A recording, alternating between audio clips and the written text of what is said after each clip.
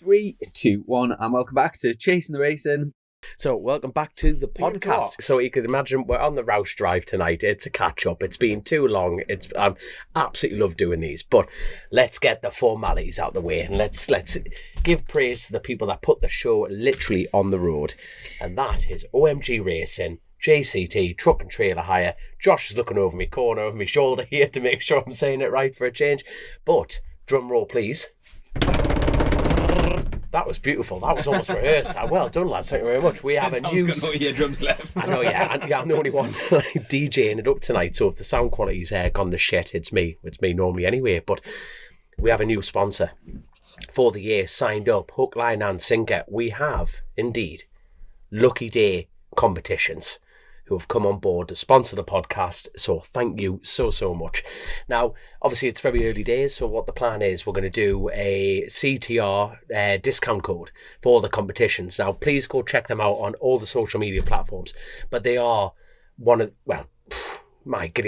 easily one of the top 3 in the whole country. Like, being Ireland and England and Wales and the job lot.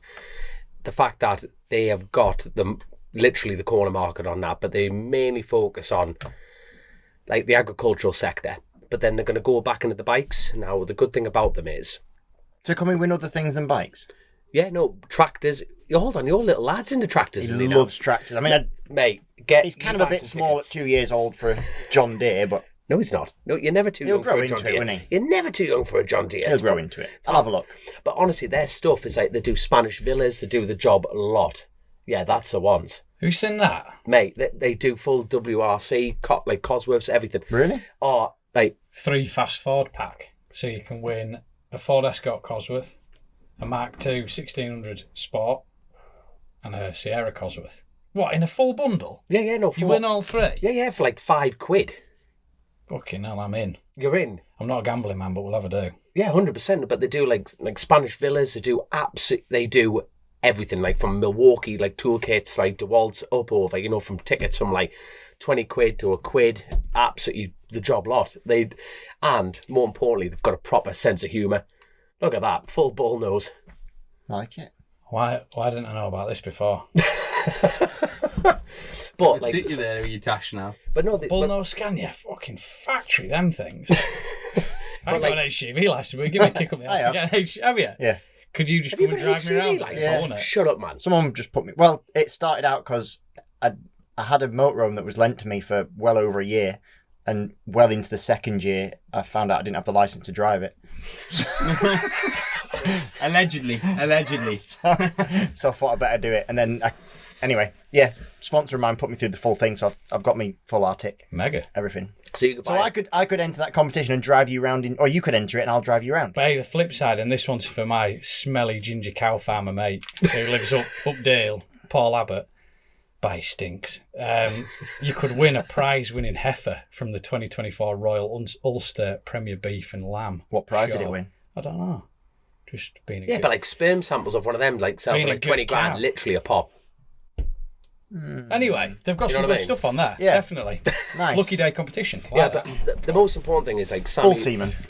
But they sponsor drift and car competitions. They do everything, and more importantly, they're getting into motorcycles. Sammy, who owns the business, Sammy Lucky Day, she's come over to the TT for the first time, and she's absolutely fallen in love with it. So we just need to get her over to a BSB event and charm her with Christian in here on the new FS3, which we'll talk about deeply in detail later on. Well, we're gonna do a season catch up, aren't we? Structured. We're gonna try season. and not structured, not chasing the racing. You might. I know the way this has started, it's not been very structured, but we're gonna try and structure it, haven't we? I love that, Mr. Structure over here. The first 2 minutes, I'll never ever be aired until the day of his death.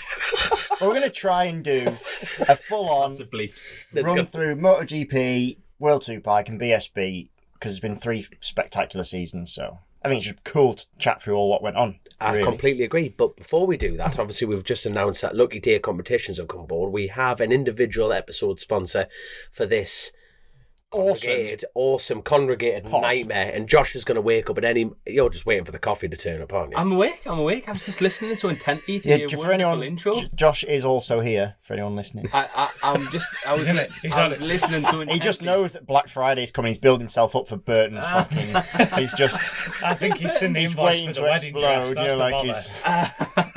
he's... He's been to like was it curtains or carpets for the wedding or something like that? No.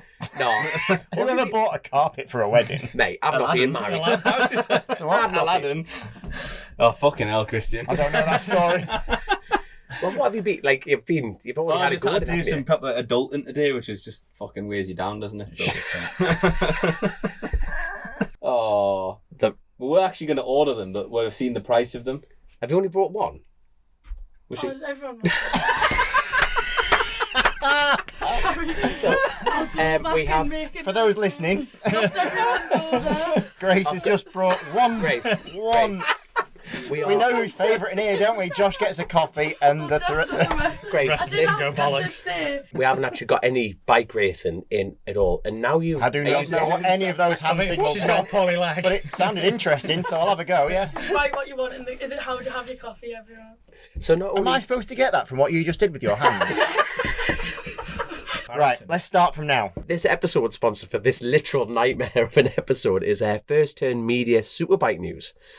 Superbike News have been bringing lots of exclusive behind-the-scene content this season at British Superbikes in partnership with Photostrada, Kerry, who is admin at Superbike News, has been working hard this year to grow the content, not only in BSB, but with Joel Cooper, who has been bringing some great photography from the MotoGP paddock.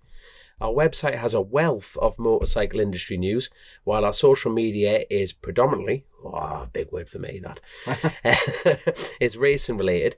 If anyone wants to be featured ahead of the 2025 season, get in contact with us via social media or email at info@firstturnmedia.co.uk. Could you also add that First Turn Media does PR and commons for riders, teams and businesses if anyone is looking for help in that area. So thank you so much for First Turn Media and Superbike News there. Seen a bit of them on social, looks really good. Now, mind you, I think after this beginning of this episode, they might just be never coming back on. But if you want to, you're always welcome. No, thanks for the spot. Like it. Yeah. Absolutely love it. Right, come on then, kids. Where are we Half an hour. starting? MotoGP. Yeah, this is up to you. MotoGP. Start MotoGP. And we'll work back to being local. Are we actually going to go backwards from world champion? Or do you want to go forwards? I think we'll just see how it goes. Get stuck in. Well, that last race was really unclimactic. It was, wasn't it? It was good. I think the word's anticlimactic, but yeah. Yeah, I totally got the word. You see, I It was an anticlimax. I even said that wrong. Anticlimactic. Anyway, it was boring, wasn't it? It was shite. Like the way, like the thing is, we got spoiled with the BSB final.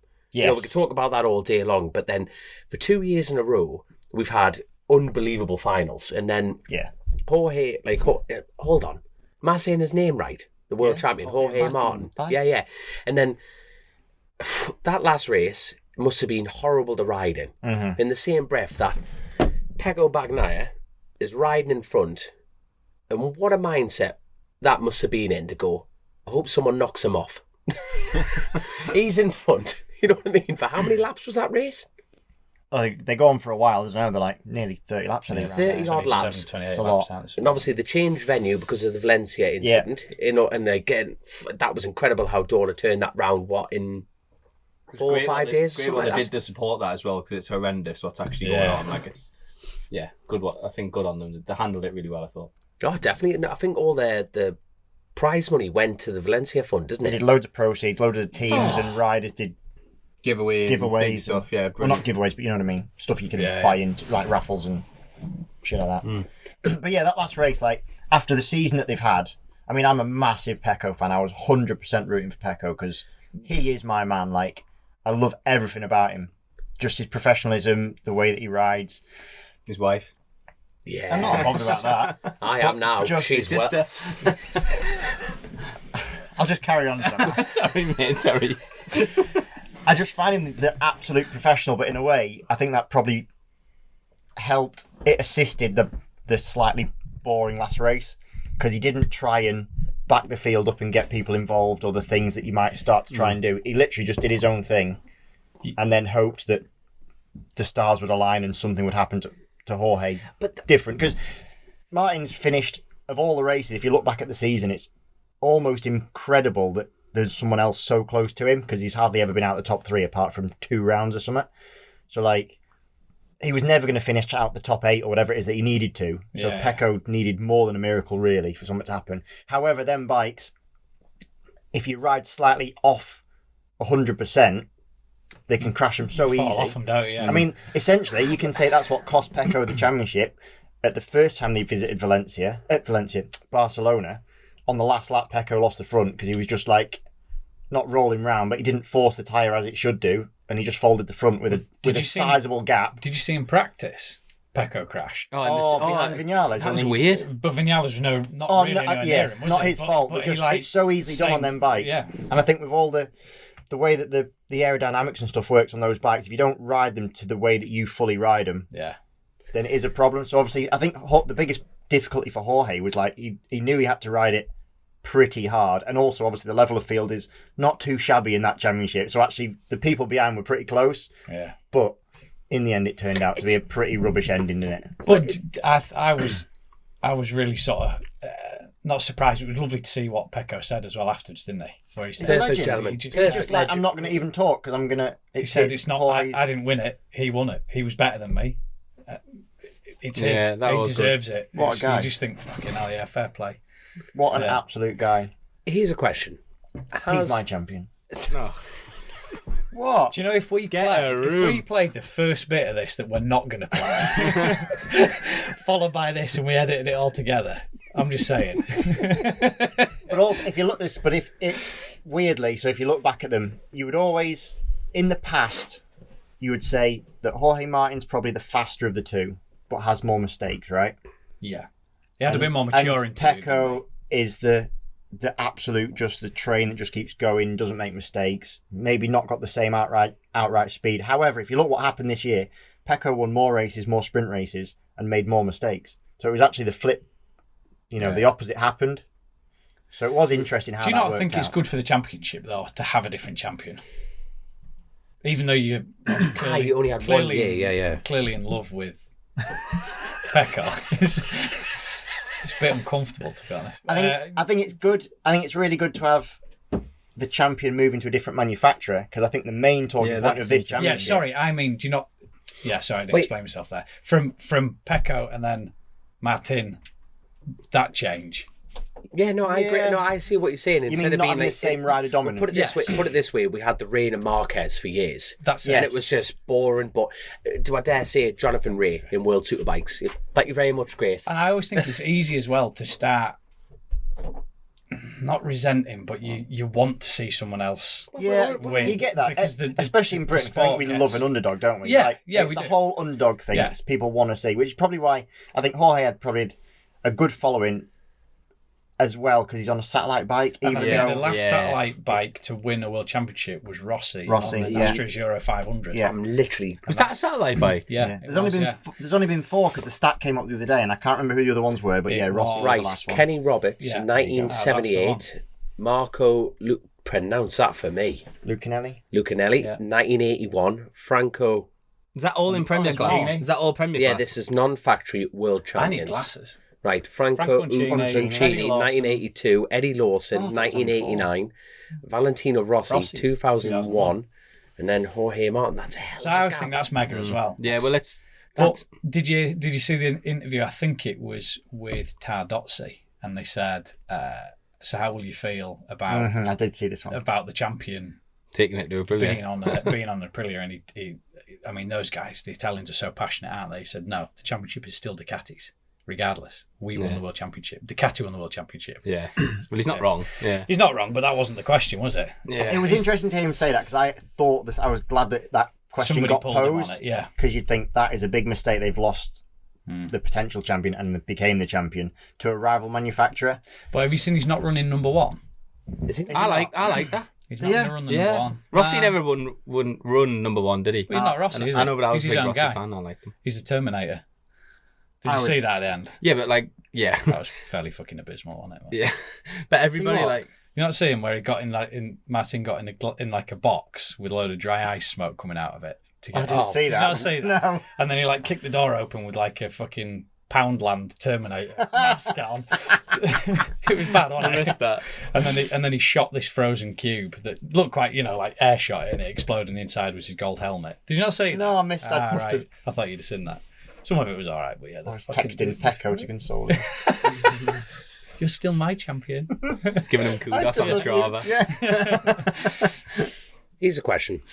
Was it halfway through the MotoGP season they openly signed Marquez to take the Ducati seat away from Martin? Mm-hmm. Yeah, something like that, wasn't it? Well, being blunt, was that the right thing to do? We'll find out at the end of next year, won't we? That's going to be interesting. I don't. Okay, I think put your business heads on. I think either way, it'll be. It would have been great to see. I think whether they sign Marquez or whether they sign Martin, I still think you've got the Marquez story is just. He shouldn't be still riding to have gone through what he's gone through. They rotated his arm something like 40 degrees or something. So he could ride again. What that bloke has been through to come back and enjoy his racing in that satellite team with his brother. Obviously, we don't know the financial. It's sad. ins and outs, but I think it's $5 million a year. He's on Ducati now. Yeah, but did he not? Which is way less than what he was on at Honda and everything else. He took a massive pay cut. I think. But I also heard he's on a pay cut to be on the factory bike than he was on the Grassini bike. But it's also if you're Ducati and you say if you're putting your business head on, Jorge Martin with the number 1 plate is still only worth not even half of what Marc Marquez is. That's the thing. What sells T-shirts? At the end of the day, if they can't sell bikes, It can never be a bad thing to say Marc Marquez, can it? No, really, for anyone. I wonder how that's going to work out with the whole Red Bull and Monster thing. Well, It's the first time in the whole time that you won't have had Red Bull. Yep, he's had Have they said that he's had to take it off? It's gone. Yeah, it's gone. They were real good to him as well, weren't they? So is he just not a Red Bull athlete anymore? Nope. That's a big old That's step. a huge one, yeah. No, but if that does not show how much he wants to win, I mean, yeah, fair enough. you know what I mean, though. But I think it's got to a point where it's not about the money. He's done it twice, hasn't he? Well, one, I don't think he needs money. No. Yeah. But that was kind of that was the big pull of Rossi, I think, as well, because he definitely didn't need the money. And he still was able to reinvent himself, change his riding style, do all those things. Now, Mark's obviously got that same appetite for competition. I think I've said it before. Have you seen the documentary, the one that's on Amazon? Yeah, I have, the Marc Marquez one. Yeah. It's have you not seen it? No, is it in Spanish? Or Yeah, it is, yeah, but they follow him. So you have to and learn his Spanish brother. first. But No, then- you read the subtitles. There's no subtitle. Is that an option? I'm not that good. That's a year of my life wasted. I'm a bit thick, so it takes me a bit longer. Si, senor. 12 months to show for that. You have to learn Italian so you can flirt with Pecco now. Just whisper sweet nothings into Pecco's inbox. But yeah, I think that you need to, if you haven't seen it already, Yes, really good. go on to I think I have Amazon seen it Prime advertised, actually, and watch it. It's about an hour and 40 minutes. It's fucking mega. And It is it's on Amazon. Yeah. I'm sure it's Amazon. Is this through his injury and stuff as well? Yeah, it follows it. He is still at Honda when the I documentary. mean, God, he's been a bloody Red Bull athlete since his entire Grand Prix career. Yeah. It's like, Thank God. literally since the first time he sat on a Grand Prix bike. And you That's think pretty mad, it's a hell of a relationship to leave. That if that does not that Surprised shows Red a Bull lot. would want to let him go, really, but I suppose sometimes you don't have a choice, do you? But then even so, it's like because Monster Energy directly sponsored the Ducati team. That's why he's had to leave it, hasn't he? It's not been out of choice or anything like that for people that didn't know. Going to sponsor Mark, then? No, so is What is he Well, become Monster. a Monster athlete Yeah. instead of a Red Bull well, athlete? that's nothing's I don't know been how that works, to be publicised. fair. Nothing's been publicised yet, but obviously you can imagine all the He media. had a weird livery. Did you not notice that he had a weird livery and all his mechanics at the test had red patches over some of the logos on the shirts? Did you notice that? That is genuinely one thing I didn't understand because I watched some of the test, right? And obviously he was in all red with no logos whatsoever. Pecco was in all white. And I didn't, but with logos on. Yeah. And the white, because that was a It looked throwback cool. to Stoner, Yeah, it which looked was very cool. mint. But I didn't get the all red thing because they commented on the telly about it was to do with his contracts that were still up or to be up. But I don't understand why they didn't have the rest of the branding on there. Yeah, I don't know. If Like, Yeah, well, you genuinely, think all the his cameras in the contract- world are absolutely on that. Yeah, but Ducati to Ducati shouldn't be a problem, or all the stuff from Grassini shouldn't really be a problem. It's the same But you don't know how it works with. Well, I don't. But like I just found it really the Red weird. Bull and the Monster thing. You don't know how that works, do you? It's. I don't know. It was an odd one. I just thought it's got to be something funny. contractual. I thought the livery looked good. I liked it all. Like, red. You just liked it. You know, it reminded us of like the old Ducati days, like when Caparossi and Gibernau were on them. Yeah. You know, and they used to have Marlboro sponsored, but if they went to certain countries, they couldn't have it. It had to be Alice. Yeah. I remember going to the Grand Prix once in like 2004 and being in the paddock at Donington. Was it at Donington? Would have been at Donington. And there's all these red Ducati scooters, and they weren't Ducati scooters, but they were the team's scooters. And it had Alice on the side, and obviously I was like a child, and I was like, Dad, like, who's Alice? Like, who's this Alice? And he was like, just shut up.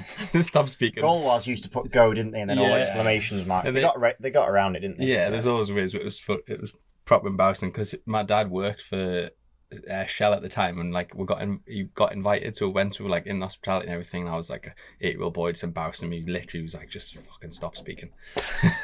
He's like, just go over there and sit down. Did you see on the TV when Mark came when he went past the Grassini garage, he flicked him the bird? Yeah, that was and then funny. on the TV they put a caption on saying, "We're sorry if we apologise for any offence." It's like, fucking hell, I thought we were motorbike racing, you know? Like, but he's Just showing don't that. forget to put our caption on. yeah. Sorry if you offended anyone. For the whole show. Just leave it on. Yeah, but he is showing that bike. You know, he's bringing that edge back. You know, and I hope he does it more. Well, do you know what? There was I think it was an interview with Zarco, and he said, basically, he pretty much just said Mark's winning the championship next year, or he's won the championship next year. Really? I've heard that there is a big jump between the 23 that he was on and the 24s, obviously, that the other lot won. But I think the biggest story of the year for me is the whole dominance of Ducati. Never, maybe going back to the Honda days when there was only the 2 official Hondas properly. Have you gone back to dominance like that? It was Mandalika, one of them, where they did the top 8. Yeah, and they were all Ducatis. All Ducatis. Yeah. The 8 Ducatis were all in the top 8. That is insane. Kind of don't like that a little bit. No, I don't like it. It's It like rubbish. puts us off MotoGP a little bit. Like obviously we love MotoGP, but it does. I'm glad you've said it. Yeah. I find it hard to get excited about because I don't like Formula One. Yeah. Because I don't like all the technology. I just think it takes. I think the technology is fantastic. It's amazing. Yeah.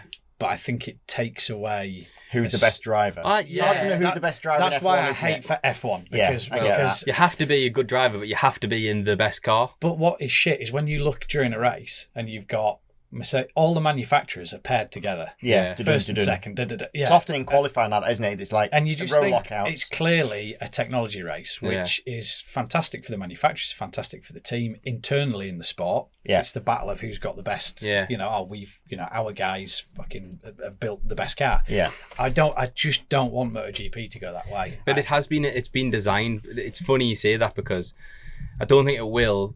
Because bike racing always lends itself more to like pure racing in that way. Yeah, I agree. The goal of F1 from its owners was always for it to be an entertainment business, not a sport really. So it's moved away from that. But so I kind of like it from that perspective. But from the racer in you sort of think, poor fucker, it doesn't matter how good you are if you're not in the right car. Well, they've had safety concerns around MotoGP and all the aeros as well, haven't they? Because it causes massive problems, all this aero. Was it Gintoli when we spoke to him and he said you get in the draft Dirty, and yeah. you're a passenger. Well, did you see that massive crash at Phillip Island with it? Was it Bezecchi? Yes. Oh, and they hit each other, yeah. And he basically got sucked in, didn't he? It's just unreal. I couldn't do anything. Can you imagine? It was as if he hit warp drive. Obviously, he was on the brakes. Yeah. And he just rear-ended. I think it was Vinales or something like that. Yeah. Oh, and there was some impact as well. They were lucky to get away. I tell you what, Ugly & Co had a Grand Prix bike on their stand at the NEC. Dovy's bike, wasn't it? Yeah, and fuck me, it looked beautiful. Yeah. Because they didn't have a wing in sight. It They're was so ugly now, aren't they? Yeah, like they look shit. Which one of Dovy's bikes was it? It was Ducati you like them, from I love them. Dom likes them. when he I love the first got wings. there What, with the do pipe you? in the. Yeah. Really looked good. That beautiful thing. And it was tiny as well, tiny little thing. You like the new one that they just look like, I don't know, someone from IKEA's design. Mate, I always wanted to be a fighter pilot, and that is as close on it. Like, the more wings on a bike, the better. I think Superbikes look better than MotoGP bikes now. I think the MotoGP bikes now look like, when you were younger and you used to have like a Saxo and you put these wings on that you bought from Halfords and you kept adding to it and you'd put bits on it. Nobody like that. tell you to stop. Exactly. You just keep going, so you kept going. You thought every time you did it was cooler and cooler. I love wings that much, right? I tell you what, the day I can single-handedly remember, right, the day Christian lost all respect for me, right? So I went on Tumu. You ever been on that?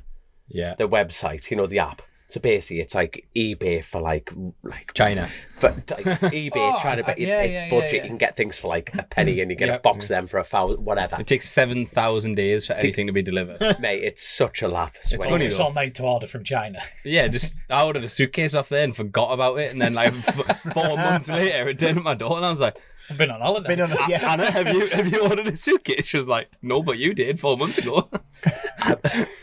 So what did you buy off Team? Oh, so I know. Well, I had when Christian had the V2, and I've still got me V2, and I just went bollocks to it, and I bought this aero packet right off a Ducati, and it cost me £1.80.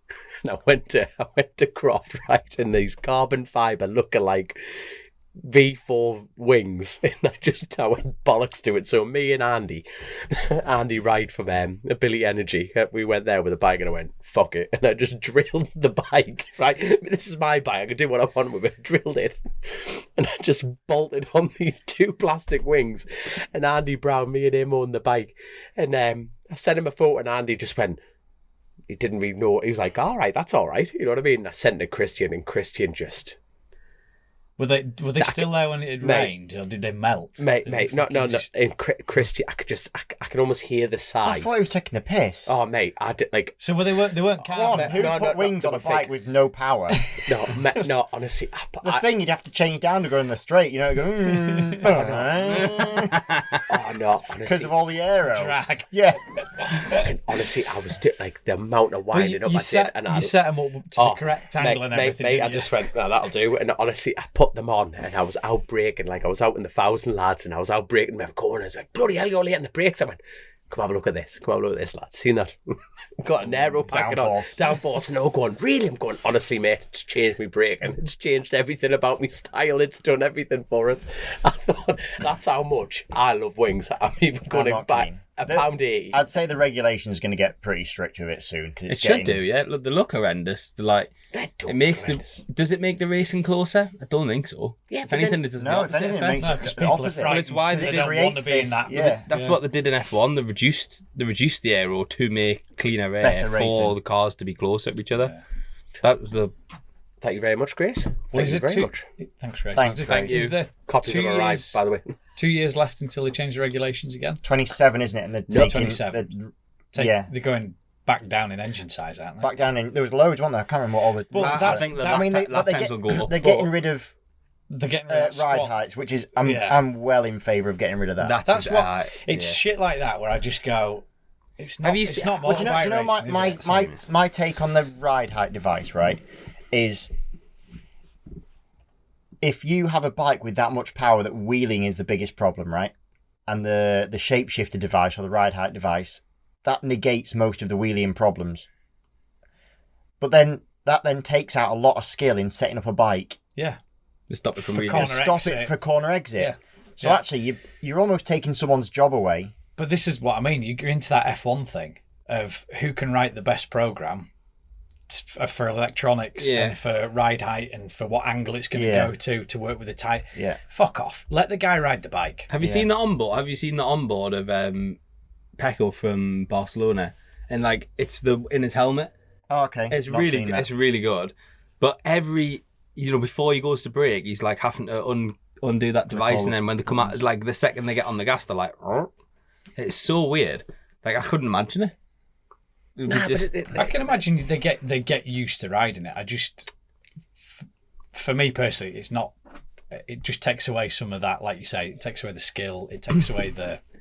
I think that takes away a lot of the passes and stuff because again, you don't get someone who's picked up a rogue wheelie coming out of a corner because he didn't sit the bike up nicely or something because they've hit the button and they all just go boom. And do you remember when Melandri won at Phillip Island and he just came out the last corner, full sliding, one-handed? Like, you're not doing that now, are they? No. With all of that. But does everyone... Well, they have the fun button now, don't they, which turns off turns everything. They actually have to press button. Is it? Yeah, the fun button turns stuff off, doesn't it? Because otherwise the bikes won't do wheelies or anything. Won't do anything. Yeah. Do all the bikes in MotoGP have the squat? Yes. And who was the last one that didn't? Because there was one that took ages and then they were miles behind. It might have been Suzuki or Yamaha. I can't remember which one it was, and they were just nowhere. Who said Suzuki might be coming back? Oh, they are coming back. Yeah. Like, bear in mind, they were the last ones to win a world championship without any aero packet. That was the last bike that looked like a bike with John Muir. I'm excited because I think... Are they taking KTM's place? But KTM is still going. Committed, yeah. KTM aren't actually as bad as people are making out on the... Let's talk about this. So in the news recently, they've entered self-administration. There you are. Which basically means for 90 days, they're going to sort this shit out, restructure. It did say restructuring. Refinance. Yeah. I would imagine... They're going to do an Elon Musk, aren't they? They're going to get rid of a load of people. More Indian investment, I would say. Yeah. Streamline the job. Have they got some now? It's 49% owned by in Bajaj. Right. Oh, is it? Already. All right. So, like... That was So they're going to lose control, I think. That was quite difficult from a lad with a Shields accent there. Bajaj. So I think they'll just restructure and get rid of Gas and MV Agusta. Aren't Husqvarna involved in them as well? Yeah, they Husqvarna, Gas, CF Moto. CF Moto. WP. Oh, CF Moto own all that? WP. Oh, wait till I tell Sugar Tits this. Well, they're not. They're owned by CF Moto, or part of the group. Pyra Mobility is the group, and then we've got KTM, Husky, Gas. MV was the latest one, wasn't it? So they'll But sell them two off, I think. Going back to the point of MotoGP, they're committed to another... They've said they have, yeah. So, like, they obviously know... They're not... Listen, they're not fucking stupid. They've been around. No, I know. They are listening. They're We've the had biggest... KTM in here. They're the biggest... Like, one of the biggest manufacturers in Europe. They sell so many bikes. And everywhere you look on the road now, someone's on a KTM. Yeah. So, yeah, I don't think there's any worry about them not being in MotoGP, which might sound a bit crazy. And the world will shit themselves for a bit, yeah. If you think Moto2, Moto3, they are... Oh, yeah. KTM everywhere, isn't it?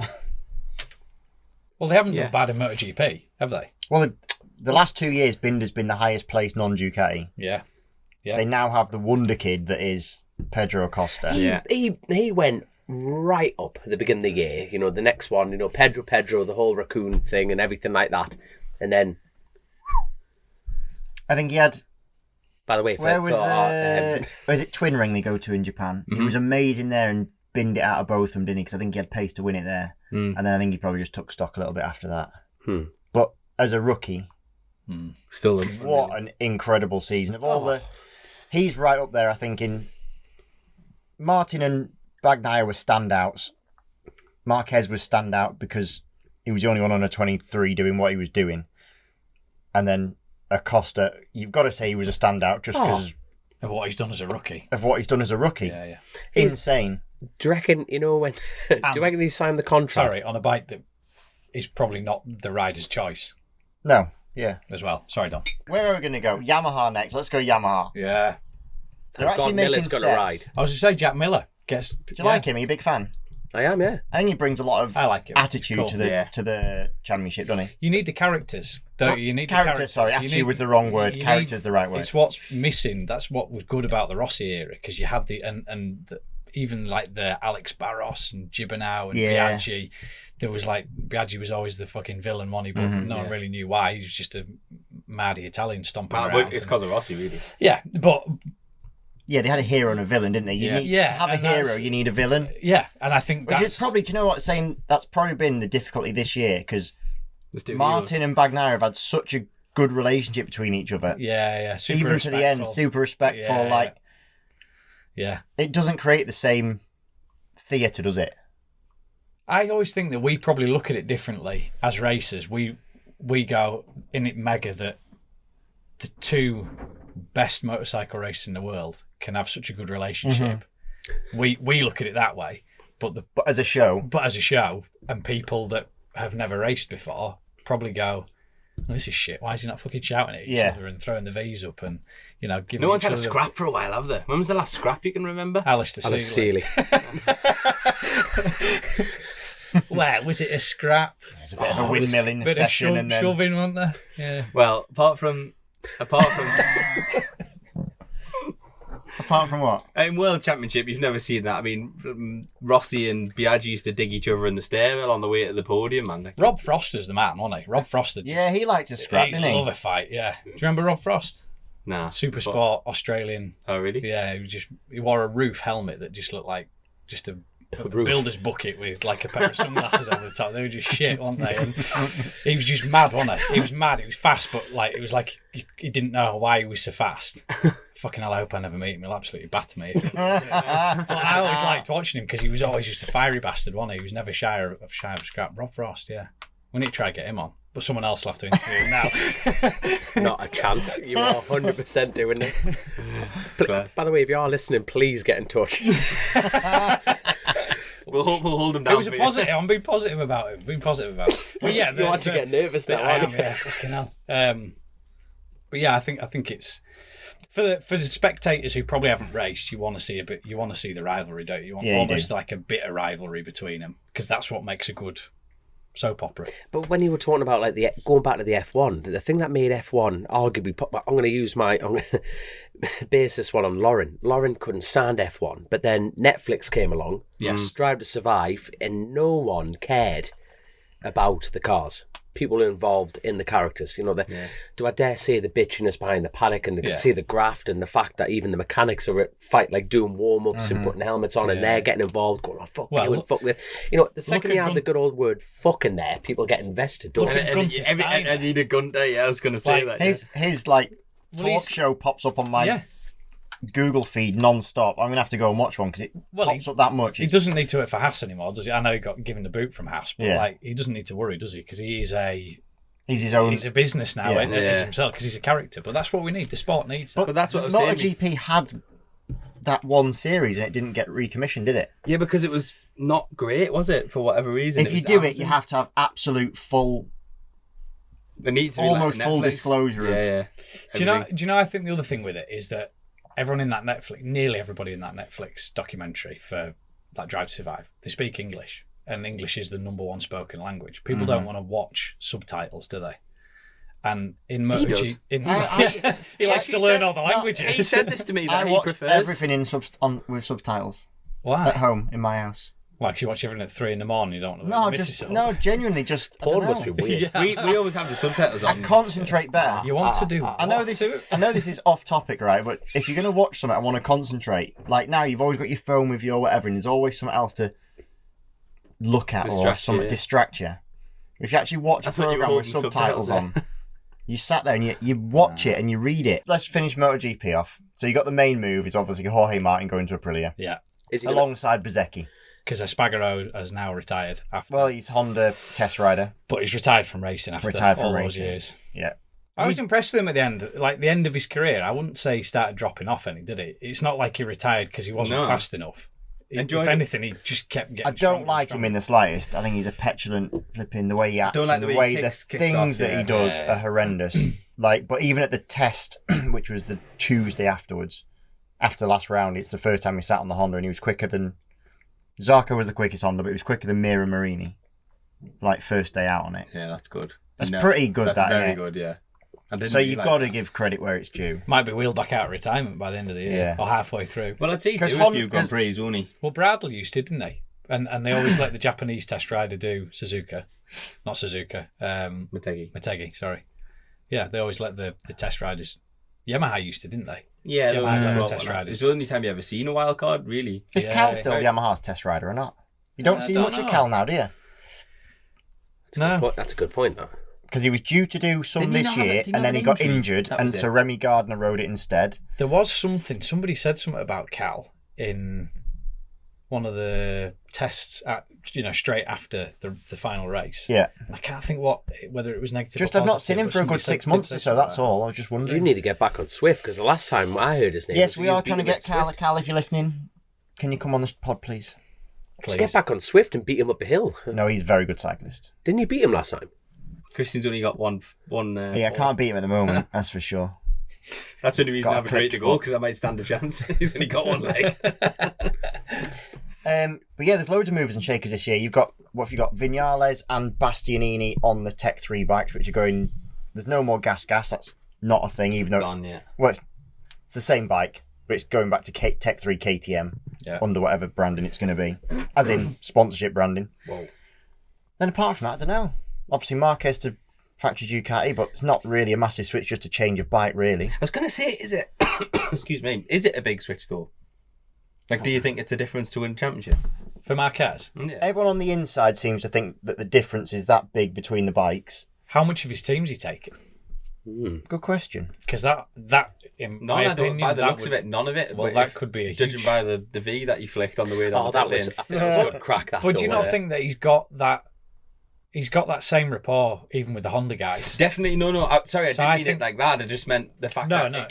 he was. They were in just- there. they were Yeah, still- they they were. were Well, his they carried mates. him in, didn't they? They all Yes. carried him over and delivered him. Delivered him. It was funny Yeah. that. But I think he's just that kind of person that has he Yeah. builds a relationship Yeah, with yeah. everybody, and he'll take with him. Is it Santi, his right hand man? Santi Santi Hernandez. Hernandez. Did he? He didn't go to But Ducati. I He didn't don't go know. to Ducati. No, because he had. Man, What does he call them? Mia, no. He has a name for people like that. crew chief. No, man. No, you know the guy who puts Ross's glove on? A fluffer. No, Yeah. there's the... He's remembered that, hasn't That's a little bit different. Oh, Anuccio. Anuccio, thank you very Well, that's much. his actual name. The fluffer. No. Well, no, Uccio was the very first. Rossi's. Uccio was was the the very original first- Uccio. Yeah. There we are. It was coined from him being Yeah. him. But, right, Who may or may not have fluffed in his days. We don't know. Just putting it out there. Good cover up, innit? Exactly. so here's a question. Has Martin got a chance on that Aprilia? Yeah, No. I think so. Come on. You don't know what I the think it's going to be a hard one. I'm gonna go no. No, I think it's going to be Straight up very, no. very hard. You know what I like about this? Well, I think we should have a little sweepstake. Yeah. I'll have a quid on him. What can to tell win? that- Yeah. You can tell the wedding's turning up. Last year, you would have been a tenner. We don't want to listen. We don't want to be a gateway to serious gambling. So, a quid will do. So everyone can choose for every championship we talk about tonight. You'll have to Put a quid on. yeah for who you think's going to win, which is early in the early days to be saying. So Pecco. Just to be... No, hold on. I can't take that off you.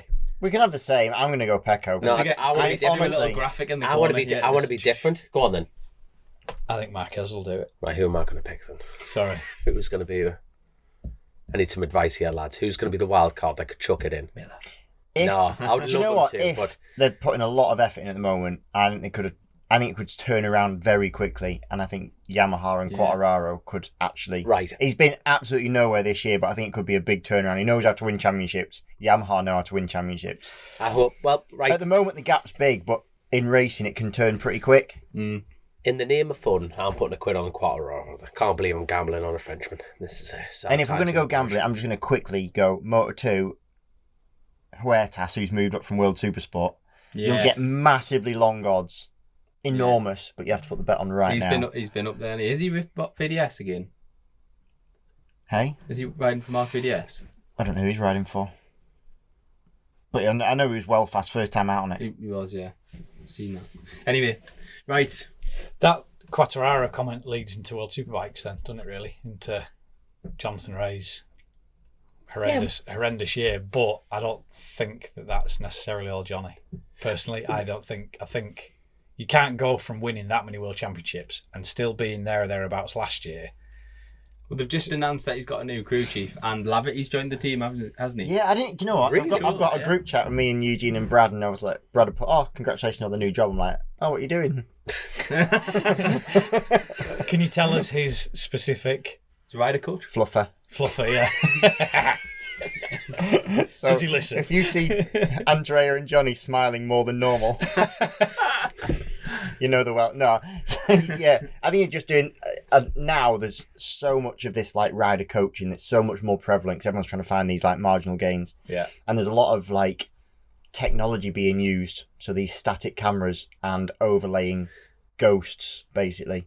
So you film hundreds of laps and then you overlay them with other riders on the same brand and on different brands and trying to work out exactly, because a sector time will only tell you the entire sector, but you might be identical in that sector as someone else. However, you might be losing a whole tenth in one corner and making in the next one. So if you could make it a win and a win somehow, that software helps to do those sort of things. And it's getting way more and more like used. So for these spotters, which has been the last 10 years it's started to come in, I would say. The last 5 it's really ramped up. Yeah.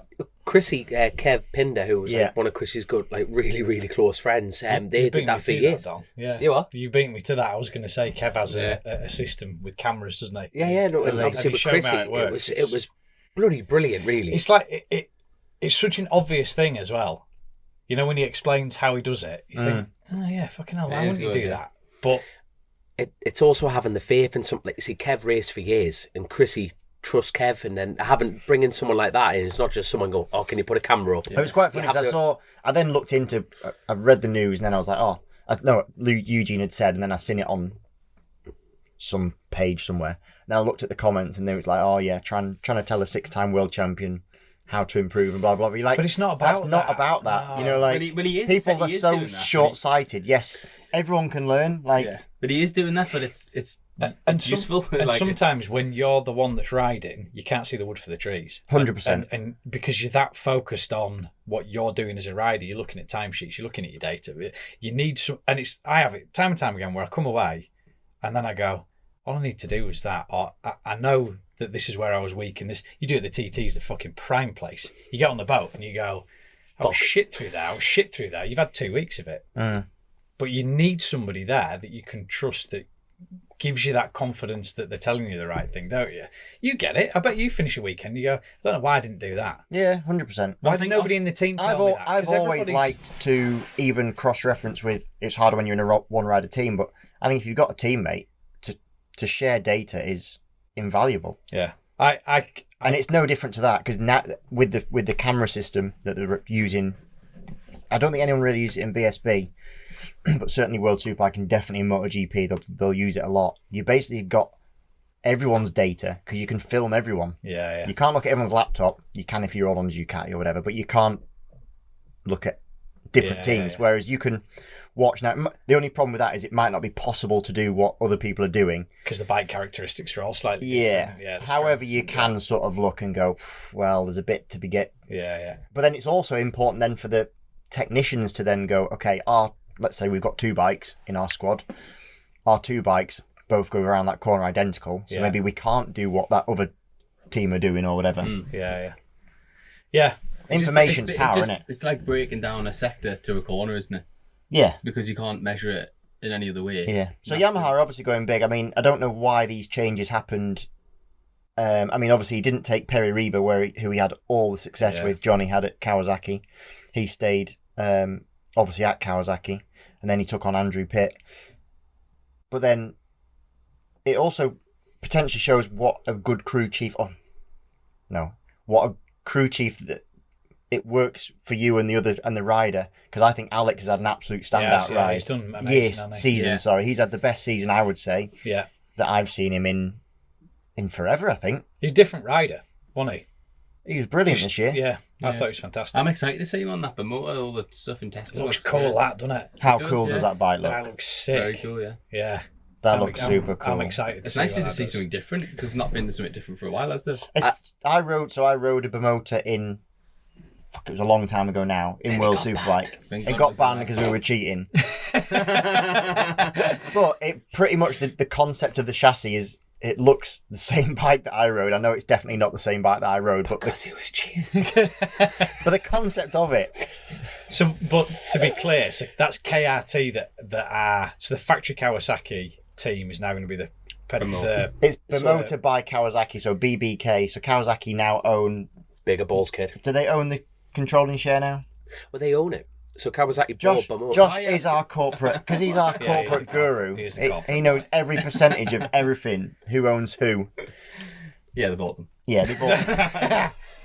It's a genius idea, though, isn't it? You know, at the end of the day, if you can't make another chassis, you buy a company that can make their own chassis, make a purpose race built. Because it'd be interesting, because basically Kawasaki have now got 2 different. So if you take the MotoGP concept that, let's say, KTM did, where you've got a KTM and a gas, but it's the same bike, and they were even talking about having an MV Agusta and something else, weren't they? There was going to be 4 bikes, but they're all the same.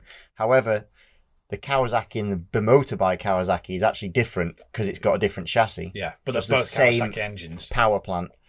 Yeah.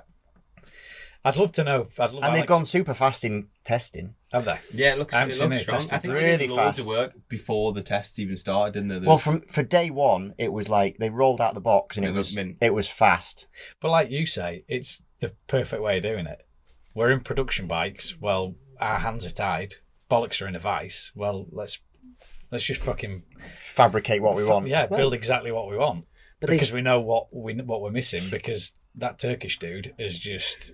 So do we think that Axel and Alex can take it to that Turkish dude who is not too bad this year then?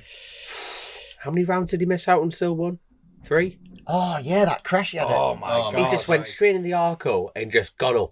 Who was Like, it? Somebody hit the was Arco really, got really vocal about that and said, "I've been saying For it might have been years. Melandri." No, I think it was it might have been Melandri. He said and for years, I've been saying About that corner. That It's barrier happened needs before to as be well. taken Tom out. Sykes had a massive crash there years ago, didn't he? He did. Fucking So we're talking about Magny-Cours and Toprak, where he folded the front on the way into the.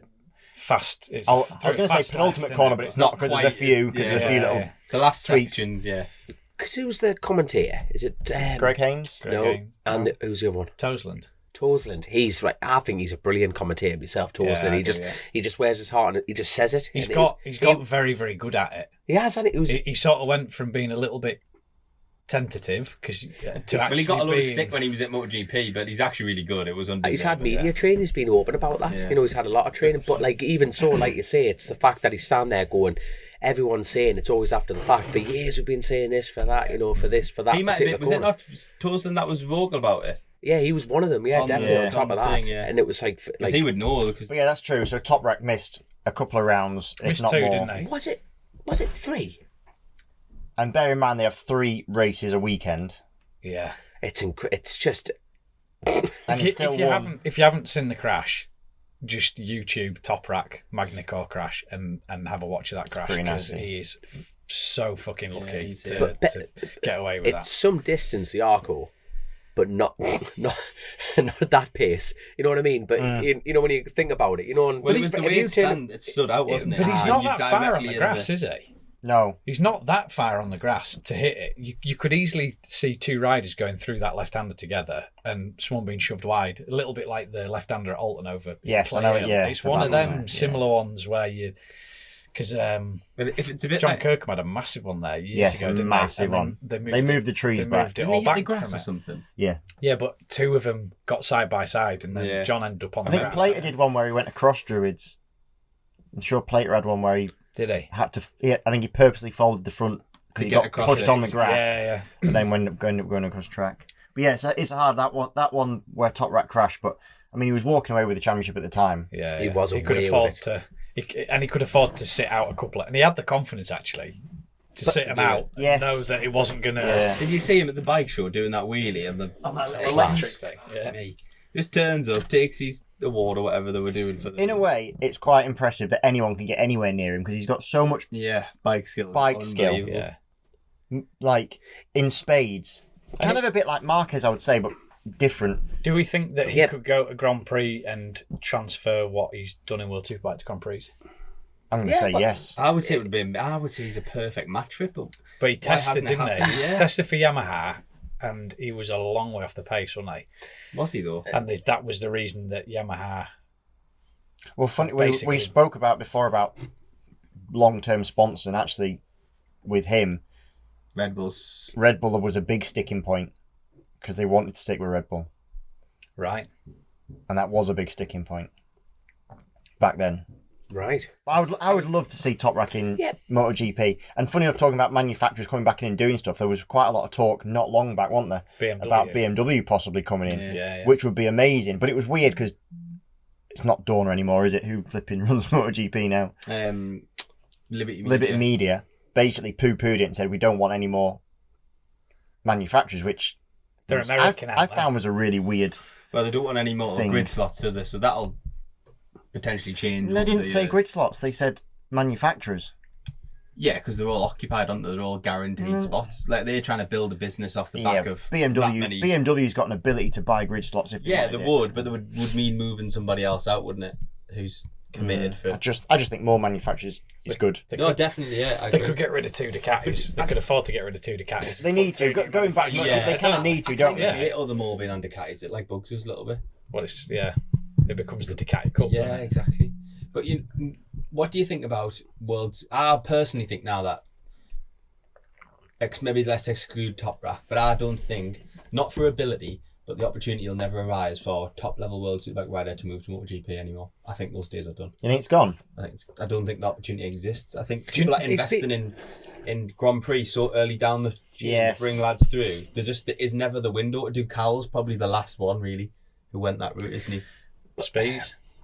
Yeah, but he from America. Before that, Hodgson, Toseland, but The problem is they don't give them long enough either. Because if they don't like there's Toprak, always someone there ready to go next. if they don't go and do a test, the and they're conveyor not belt fast never enough, stops, does it? They're out the door. They're not interested. Right. Well, we get someone quicker. But Toprak has been open, like in interviews, saying like he's not going to go on a shit bike.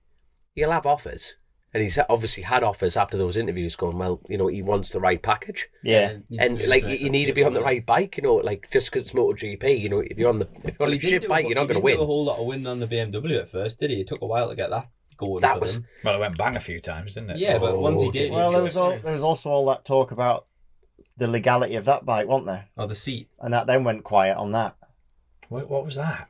Well, they modified the subframe, the seating area. It's a tall boy. I do remember something. But vague they've got about that in it, BSB now, haven't they? They've got that turned up on the BSB bikes. Did you notice that?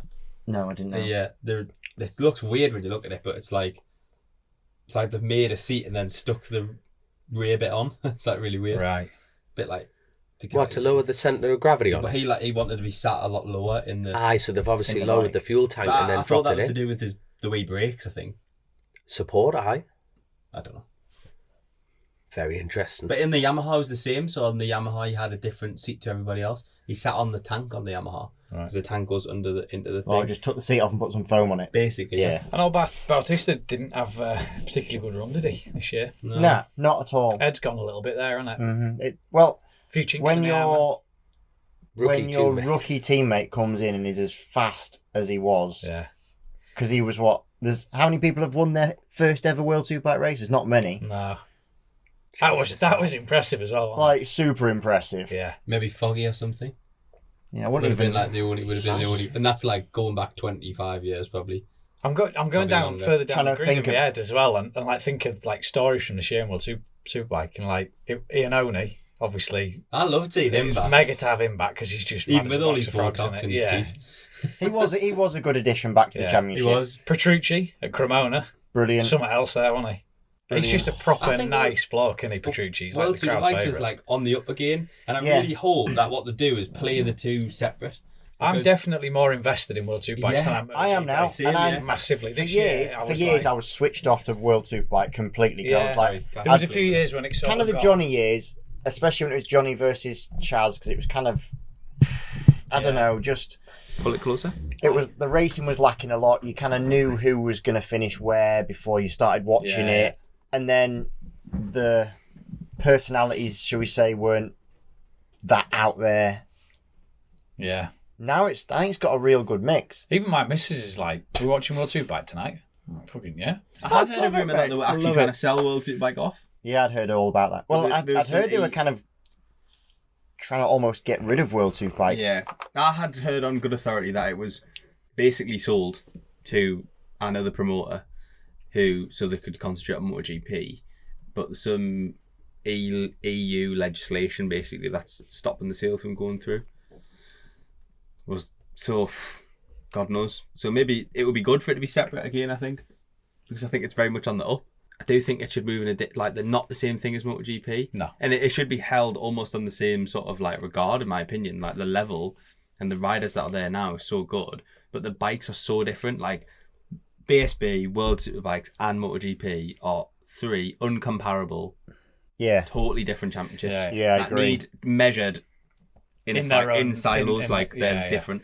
I tell you what, like speaking of like MSV on that side of things with BSB, is like they're bringing the sport bike championship from BSB in the Worlds. That's right, isn't I think it? that was always the plan with it. But it's great that there's actually, Yeah. do I dare say, a platform, a stepping stone, arguably into that. So it's a bit like, right, well, if you want to You can almost come ride with us. Yeah. And look at Columbi. Like, he's just recently signed for TAS, and look what he's done. Now, don't get me wrong, he hasn't come from the world's background, but still, he is a European rider that's coming to us. Yes, he's staying in British for this season, but then with this championship taking off, it might be a nice stepping stone. I think it'd be really beneficial Shit haircut. if all the... I can't talk, I'm full of bloody dust. Yeah, I can't talk anyway. If all the championships had same rules, so you could go back to having wild cards like you used to I have. was just going to say that. I do miss a wild card, but also in the same breath, I think that would be to the detriment of the individual series. Especially BSB, yeah, because you basically have to spec BSB up or spec World Superbike down. Yeah. So you can, and it's great to see, but would I rather have in an ideal world. Yeah, it would be fantastic, wouldn't it? Like, gone are the days where, like, British Superbikes could go and turn about World Superbikes at Brands Hatch and win races. Race, and they did, and there was fucking 200,000 people there, and it was unbelievable. Yeah, insane. It's like what we all remember, but...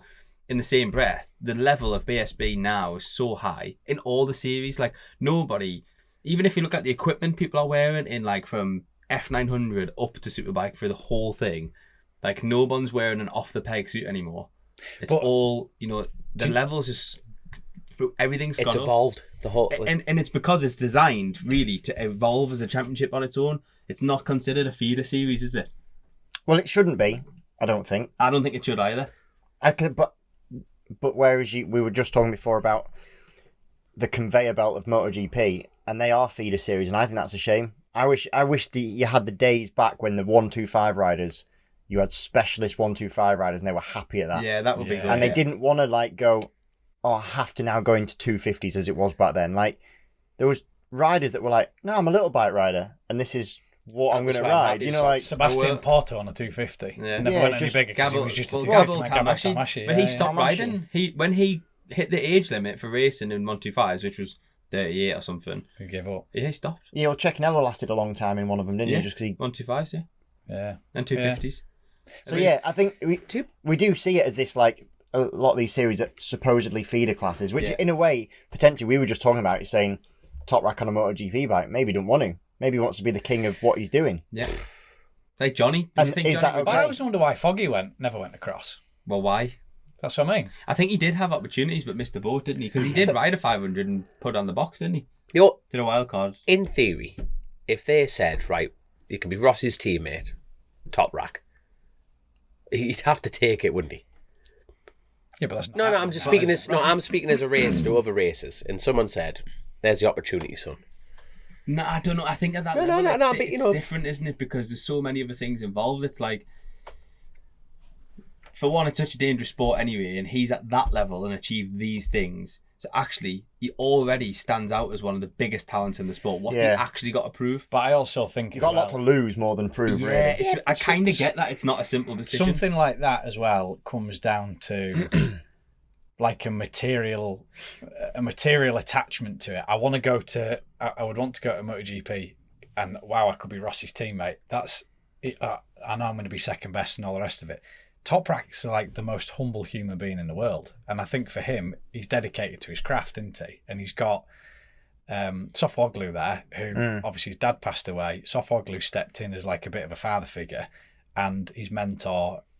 The two of them are fucking incredible together, aren't they? But he's so, when we got to speak to him last year, how humble is he? He's the most normal bloke you're ever going to meet. But then you think the fate, the ego. So my point, I think even dangling a carrot and saying you could be Marquez's teammate. He's going to go, yeah, but what's the package I'm getting? Yeah. Never mind Marquez, what's the package I'm getting? And I think that would be more important to him. To you and I, we'd be yipping it up about we'd ride around the fucking scoop. No, but I'm using Marquez as an example because that's the top bike on the top team and everything like that. But in the same breath, you want to...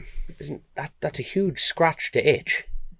I think... I'm sorry, but like me speaking personally on my point of view, if someone said there was the best bike in the paddock, top of the food chain, there you go. But he is, isn't he? He's already got that. No. I know he's already got that, but then your ego's not your amigo, is it? No, I'm speaking as my point of view. I'd rather be going at the...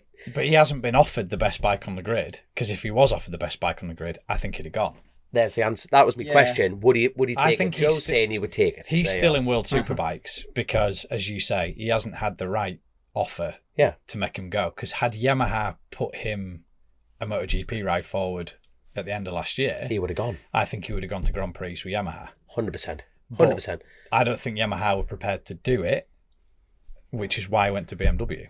Yeah. Is it not? Yeah, I agree. That's totally basically what he said, he told it's us. difficult. It just depends if you consider the one to be above the other, because I don't think you can anymore. I think to get to the end of your career, for Toprak as well, and he's still relatively young as well, I wish I'd rode a MotoGP bike. I wish I'd ticked that box. Yeah, I get that. He's won a World Superbike Championship now, hasn't he? He's dominated it. He's two.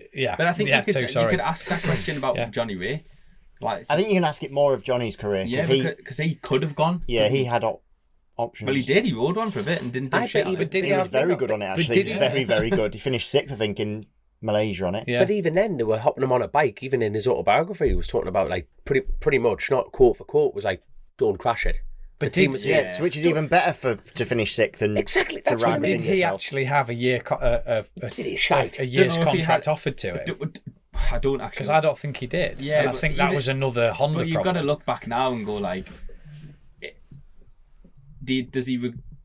He's been quite vocal about what he thinks about MotoGP, hasn't he? In interviews and stuff, he said about the tyres and stuff, and the reason there's so many crashes in MotoGP is basically tyres. The technology's like advancing faster than tyre technology, basically. Yeah. But if you look at what he's done now, he's sat there with all them world titles. He's obviously got a comfortable life living. Yes, he's gone to Yamaha. I get all of that. Do you think he's going to be gutted that he didn't go ride a MotoGP bike? Yeah. Yeah. No. I think he will. I think he will always think, "What if?" Because he did what he did, just dipping his toe in it. And I think if they'd have said to him, "We'll give you a full year on that Repsol bike next year," I think he'd have snapped their hand off. 100%. Yeah, I don't know. I'd rather go to my grave knowing I gave everything. If you were a factory Honda rider in World Superbike and you went and had a wild card round on it and you finished in the top 6, you'd go. But he did 4 rounds or something. He did a few. Yeah, he did. He didn't do none. He did. Still. But he did not embarrass himself in any way, shape, or form. You'd sit there going, give me a run on that bike. Yeah, but if you get offered the factory seat, it's a different story, isn't it? But my point is, sorry, I'm not arguing against you. My point is just that we almost can't comment because, like, us all sat here, fucking right you would. And everyone must want to do it. But the circumstances are different for everyone, so you can kind of understand why maybe they don't pursue it. Yeah, I think they have more to lose in terms of they're a massive fish in their own respective pond. And actually, funny enough, because we started the thing saying, should these things be feeders? So, like I said, why don't they just stay in their own respective and not have to feel like they need to move somewhere else? MotoGP is, like Josh said before, it's inherently got its own conveyor belt now, which was interesting about you thinking that maybe no one will ever really make the switch. Or Toprak could be the last one. Well, we've just seen someone do it from World Super Sport, so I think if you get caught at the right level, actually that's... So I'm full of shit, really, because we've just seen it happen. No, but your point is coming up. Do you know what the last one is? Superbike going. Do you want the last one? What's that? Morbidelli. He was stock 6 European champion. That's very true, yeah. And then went Moto 2. Moto 2, yeah. So basically, if you can get it... So the switch straight to MotoGP, I think, is going to be a rarity. If ever. Unless you're Toprak, I think. Is he only going back to Grand Prix this year? Next year, sorry. No. He did one ride, didn't he? He was hanging out of his arsehole. Yeah. Which you would expect. Yeah. But I think it was... Well, he went pretty quick. I was watching qualifying or whatever it was, and he got close. But it was obviously what he had one lap in him, and that was... Who was commenting on the times that he did? I seen an article online, and another rider saying... someone saying that we were doing them back in... we were doing them times 5 years ago, so like... But I did see that article, and I did look into it a little bit, and I thought, yeah, but the rest of the field has also slowed down a bit, because the track had naturally degraded to a point. It also doesn't matter, does it? Because at the end of the day, you race on that day, don't you? Exactly. I fucking hate it when people say that. It's irrelevant. Like, we did this lap time. Well, back in blah, blah, blah. You're fucking not doing it right now. Aye. So I agree. But going back to the big fish scenario. Yeah. It's mad. You know that psychological element. I want to ask you that question. It's a bit like, well, why did you move from Supermoto? You were the shit in Supermoto, world champ, everything. No. I just want to, for the listeners out there, you're saying about the psychological element. Well, my scenario in that one was never that Supermoto was the end goal. to go short circuit racing was the end goal.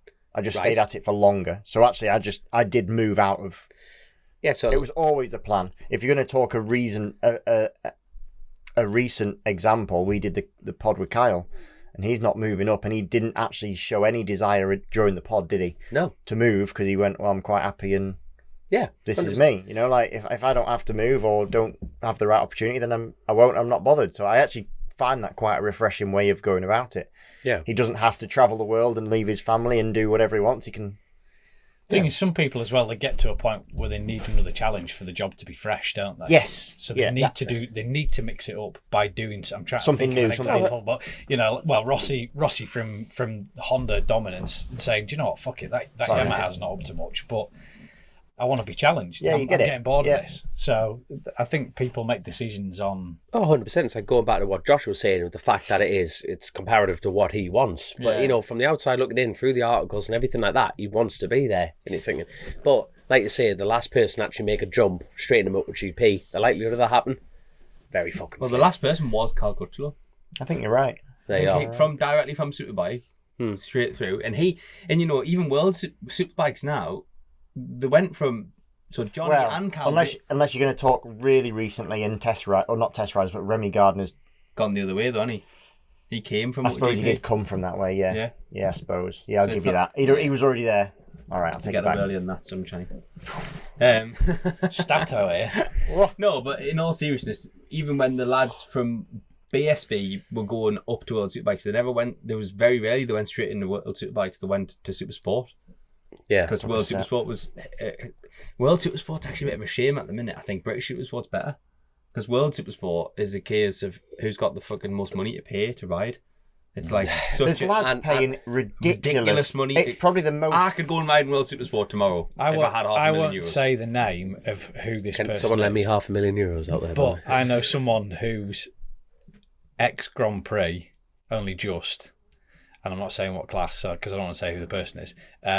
And he was offered the Tenkate Supersport ride, and it was 300,000. So I would say one of the all but three riders in that championship grand. are paying well over 150 odd. Yeah, every single one apart from three. But this person, you would think they would be throwing money at him. They'd be saying, But it gets to a point that they almost don't care, really. The teams. No. Yeah, and like because someone's paying it. I get that, but like they did used to go that way, didn't they? But going back to my original point, I kind of like that. So BSB is not designed to churn riders out to fire them onto World Superbike in any way, shape, or form. Well, why would they want to? Yeah, exactly. I agree. Yeah, it's not good for their own brand, is it? But initially, you think that's negative, but it's not actually, is it? How long do you think it would take? And I'm asking you, Christian, just for the listeners, not the viewers, because I'm pointing at you. How long do you think it would take? Because going back to your point about when... And he's pointing at Josh. And now I'm pointing at Josh.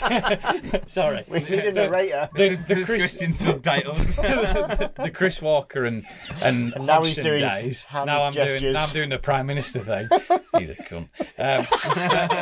I'm just going to sit on my hands. Thomas Britain. Right, go back to the beginning. Don't let him grind you down. Your point about the days when Hodgson and Stalker could do BSB, jump into World Superbike and do on the that. BSB bike. So we've seen Tommy's tried to do that a couple of rounds, and you can see how hard that is for him. So Christian, how long do you think it would take for BSB riders if they said, right, we're going to change the rules, I'm going to change the same rules as World Superbike? How long do you think it would take for that grid to get to grips with it, where they could be season back to those?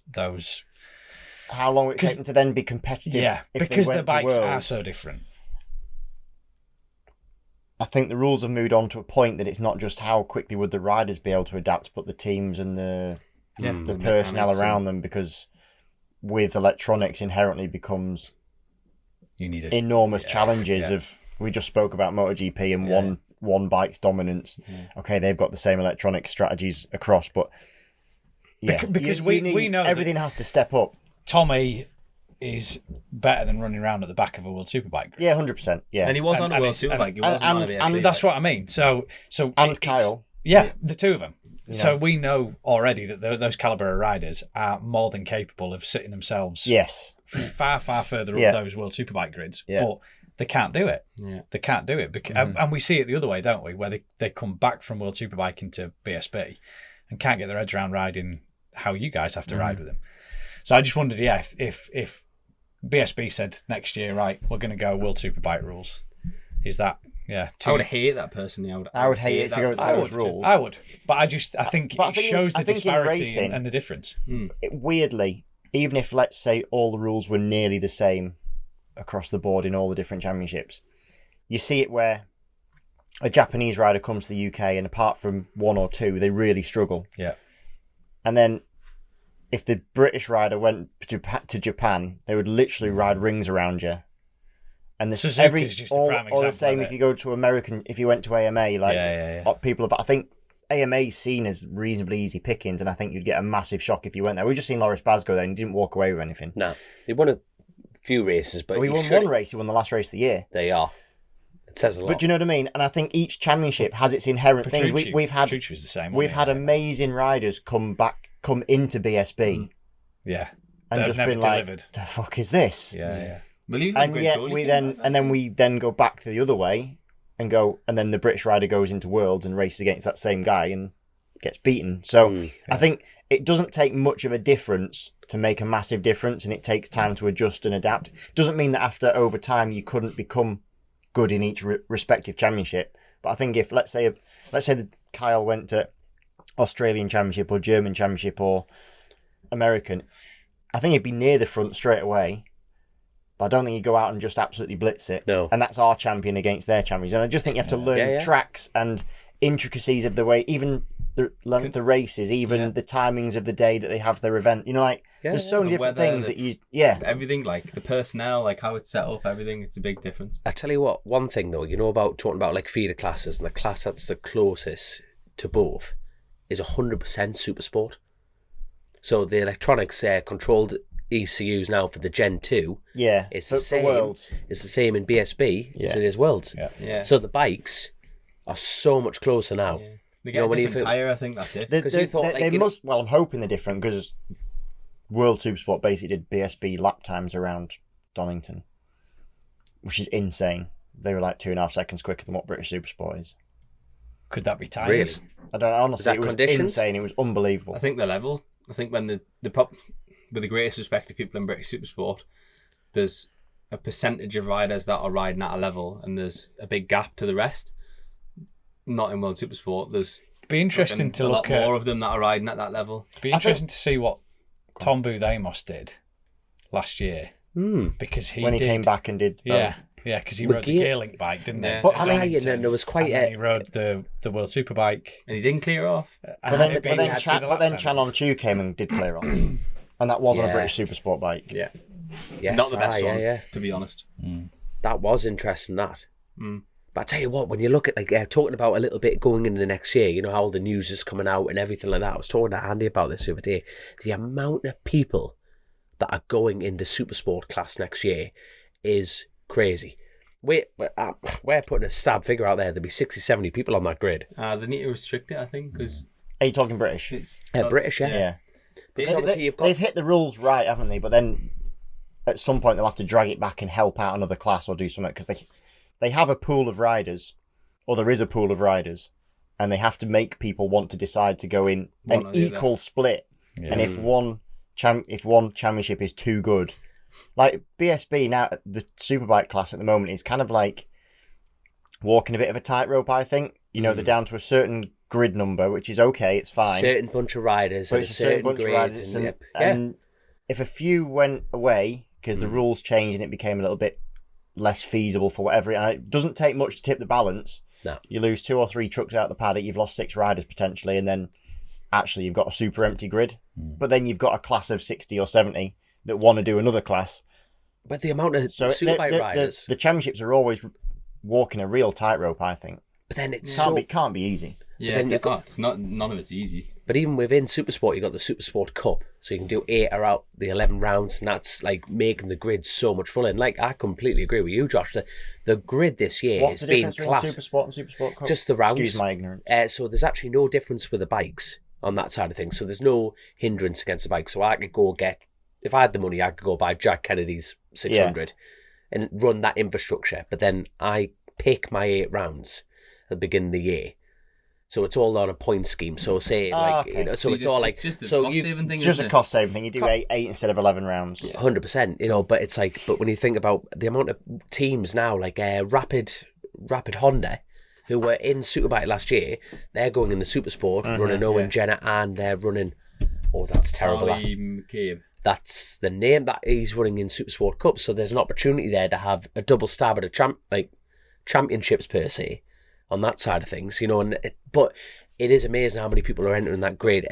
But you don't see much news, going around at the bike show or even on social media.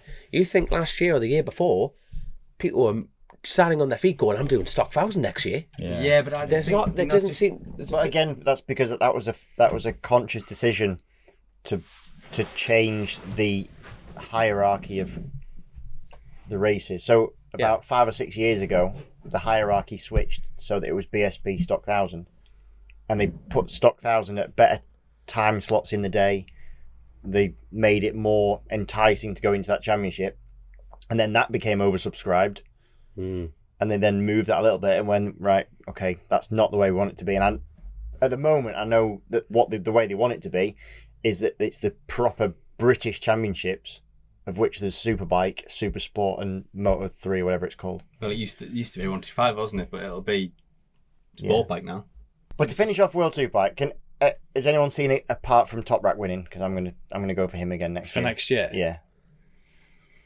Nah, I'd like to see Jonathan do a little bit more, and I think he's. I would as well. I think he's capable. He can run him. Run him. I've heard people say, "Oh, fucking shit now, innit? Look, his head's gone."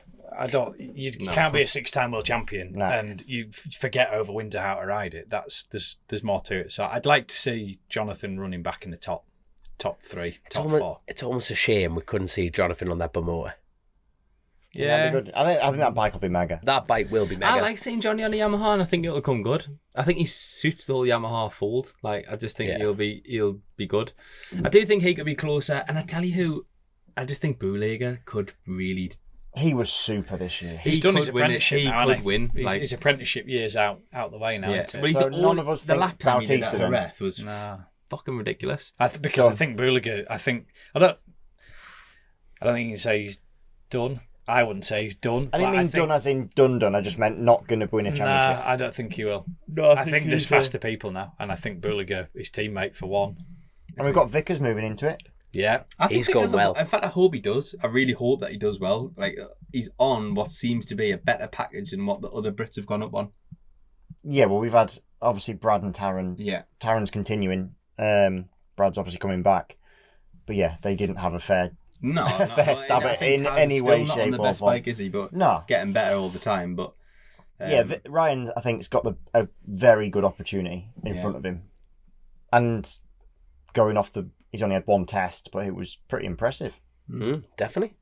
Was he at the test this week, was he? No, there wasn't many there. There was only 3 or 4. They're going to need to give him a chance, aren't they? Again, he's going to need to do his year, do his apprenticeship, learn the tracks. Is it a 2-year? Because I don't know if it's 1 or 2. I don't know, but I hope for his sake, they don't expect him to do some miracle in the first year, because it doesn't work that way, does it? No. I do think in World Superbike you get more chance than MotoGP. I think MotoGP you just perform or buy. You're in or out, and then that's it. There's always someone waiting. I think World Superbike's a bit different. Yeah. What about the female class? Hope to see some of I think that's an opportunity for some of the lady racers in BSB to move up to World Championship Series. I think that was brilliant, well publicised, big numbers. They did do a good job of publicising, didn't they? Very good. And some of the big teams got behind it. I know that Evan Bros run a team. Oh, actually, you've just reminded me, we cannot go on without talking about R9 in World Supersport. The fucking nicest looking motorcycle I've ever seen. I literally just kept walking past it at the show. I was like, I'm going for a coffee. I'm going to the toilet, and I was just going to perv on that Yamaha stand. I'd be covering my Norton badger. Just a fucking nice. Have you seen any stuff of it? Have you seen? So the Evan Bros have got 2. Obviously, 10 because that's a new Supersport bike, isn't it? Yeah, It's so nice. I was looking at the KTM, but now they've gone into remission. Yeah. But they haven't, but now would be a good time to buy one. Yeah. Do you think on the lady racer class, I don't know what the politically correct wording is for it. That's the Women's World Championship. Women's World Championship, yeah. Do you think that any of the Supersport teams are going to give them a chance? Them front? What, It's you going to mean be World Supersport. Yeah. It's going to be based on lap times. Once the thing establishes itself, because it hasn't really done that yet. Definitely. And I hope so. I bet it's any athlete, they'll just have to show dominance. You know what I mean? They'll have to literally, if they go out and they're like if they just clear off from the grid, you know what I mean? There's 3, 4, 5 women that go off and supersede the rest of the grid, like any bracket of any championship and any sport going. Hopefully someone gets a chance. How many years did Carrasco do in Supersport? She did MotoGP. She did MotoGP. MotoGP for a long time. She was in MotoGP for 3 or 4 seasons plus Spain. In Moto3. And then went to 300s. The 300s, and then she went from 300s to an R6, didn't she? Didn't she go into World She Supersport did. after that? I'm sure she did a season in World Supersport. But she broke her back. I think it's important to note that there's nothing stopping women from riding in any of these championships. If they go fast enough. Yeah, but what I think, like any problem where you have like a gender imbalance, essentially, it's how you like create. It's normally awareness, isn't it? Like typically motorcycling is a male-dominated sport, and what that championship's doing, in my opinion. So you can't just go, oh, there's loads of men and no women. Like what they're doing is creating a platform to bring more women. So right now there's a small pool of women racers at that level, and they're creating a platform to do it. I think it's great. Well, whether they go on to do World Supersport or not, it doesn't. Do you know what I mean? Talking about our friend Gunter Steiner. Yeah. He was asked a similar question about females in F1. Now, arguably in F1, there's less physicality issues than there is with motorbikes. We've got I would say, an equal playing field up until probably sport bike, so Moto3 sport bike, and then from there on, physicality comes into it a lot more, and there you might find the divide. But in F1, I mean, I don't know how hard it is to drive an F1 car, but I think it was probably a bit easier than riding a MotoGP bike or something. So he was asked, like, why do we not see more females? And he basically said, because for males, you've got a pool of talent that is that big, big, and I'm doing a hand gesture of a big pool. And I'm doing a hand gesture of a little pool. You got your measuring tape on your jaw. But yeah, basically, if you've got doing another hand gesture now.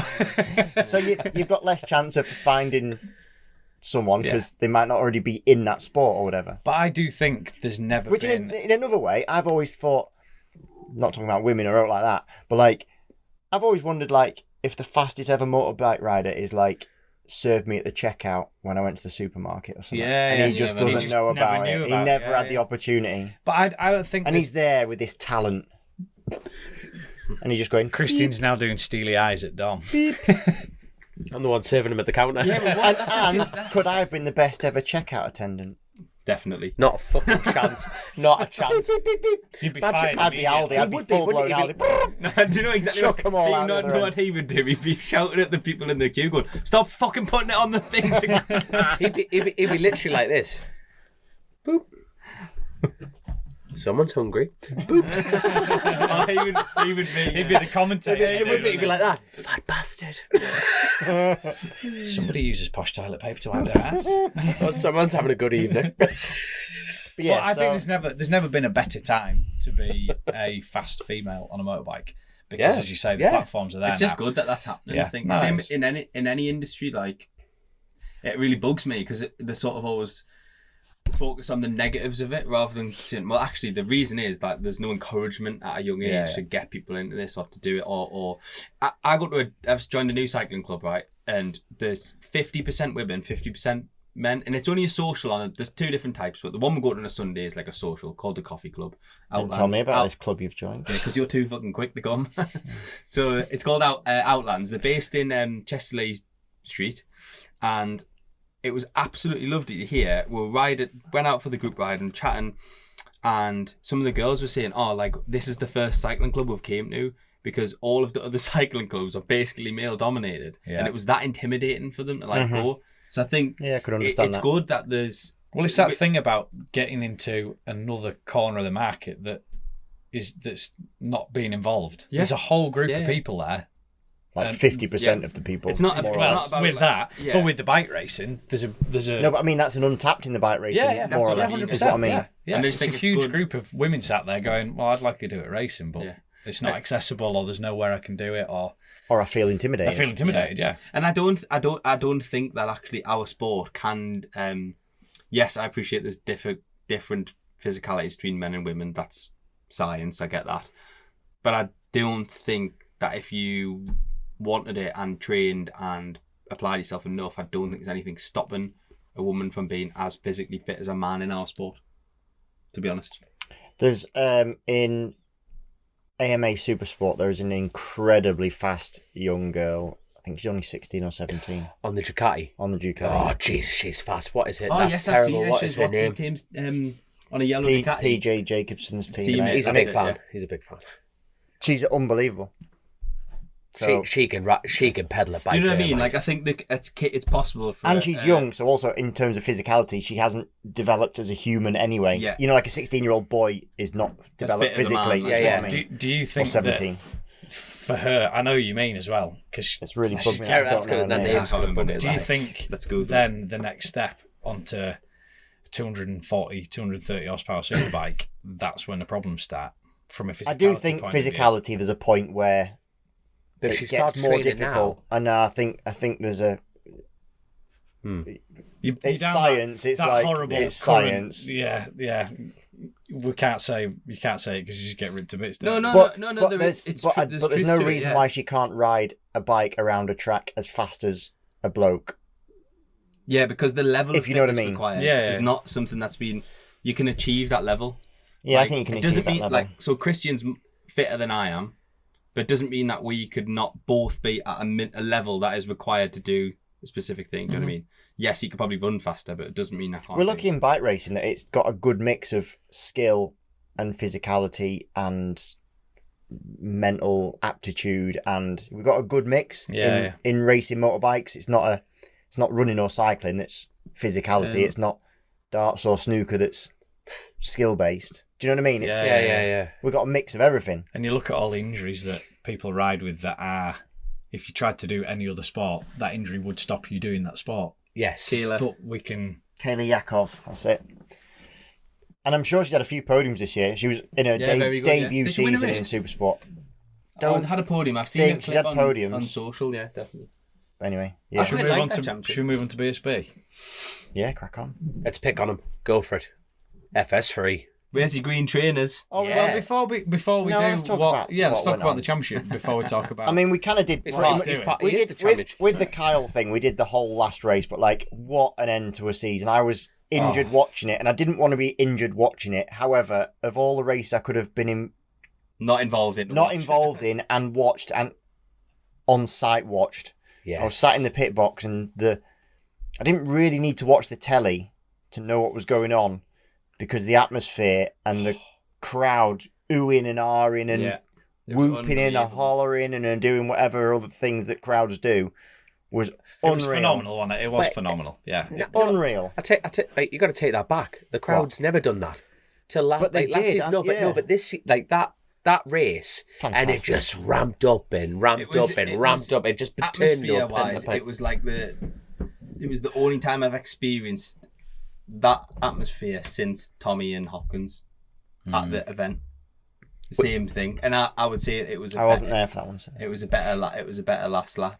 It was unreal. I actually showed someone who I work with who's a car racer, and his head rolled off. Like we watched it on the after, and he was like, "That's just next level. Like, I can't believe that they both stayed on." It was. It Unbelievable. was next level. But as a season, it's Tommy for me outstanding this season. I didn't agree. think he would be anywhere near, and that's not taking that away from Tommy. That's just with how that Honda as a package at the end of last year. I didn't think that Tommy would be able to do what he's done with that. there was I tell you what, this time last year there was a lot of humble pie because I think we talked about the BMW with what. Is the bike going to be capable? Is it a bit of a gamble for Toprak? Is he going to win? Maybe this. He's won the World Championship. Congratulations, Sean Muir. Unbelievable. And this time last year, and I'm the first one to put my hand up.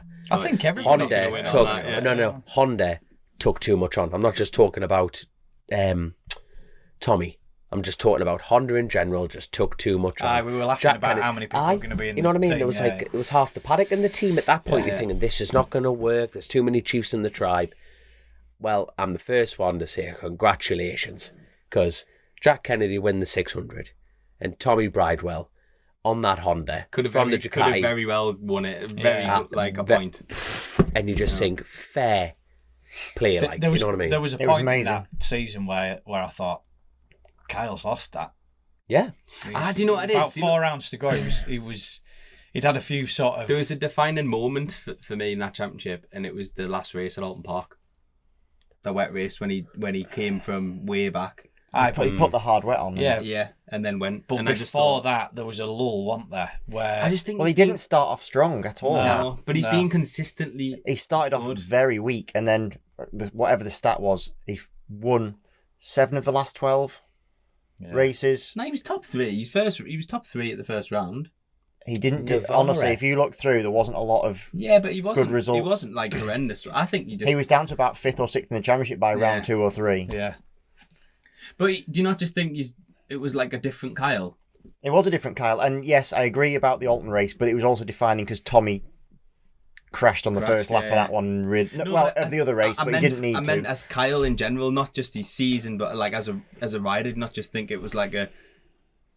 We've seen it before where like you'll win a race and then the next race he was 20th or pulling in. But he's said to me himself that in certain situations this year he didn't realise he could do what he did. Yeah. Which is quite interesting, really. Whittam always says when he's commentating, Kyle lacks the confidence and the self-belief that he can do it. Yeah. And this year, he's obviously just programmed himself differently. He's had a chat with himself. Has he had any mental coaching? I don't know. Not that I know of. No. But it has been a bit of a light switch, hasn't it? He's got a girlfriend, so I would say he probably has. Yeah. What needs some? No, you get that is his mental coaching. Yeah.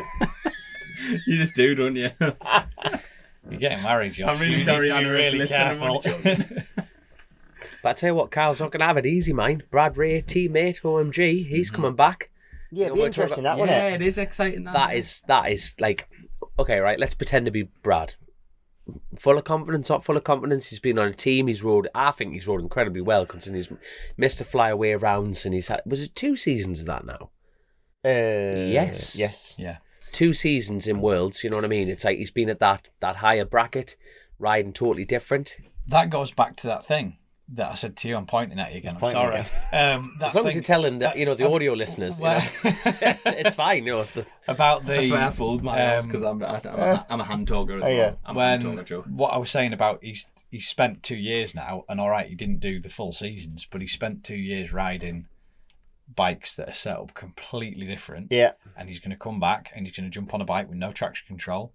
I don't think it'll take him long to settle back into UK tracks. I don't think that'll be a problem at all. Where I think the guys from World Superbikes that haven't been to the UK, that's a lot of the sticking points. They get to Cadwell and think, what the fuck is this go-kart track? I don't think that's going to be a factor at all. But I think the riding the bike is going to be, that could be your sticking point. I don't know. I think because you learn to lean on the electronics. Don't you? But I think they'll give him plenty of time. And like, do you not think the transition the other way is a lot easier? I think you've got a lot of muscle memory, so I think when you can revert back is not too bad. I think having something in your hand has got to be easier to understand than. I see what you're saying. Than the other way. Because you're having to do something that's unnatural, whereas at least you're in control of what you're doing. To learn to trust the electronics is probably quite difficult because in comparison to, it's not the natural thing to do. And it depends for how long you've done that, right? If you've only ridden Superbikes with electronics, that's different. Well, I had a Toprak always he rides to his electronics, which is how he gets the bike to do what it does, because he almost has the thing.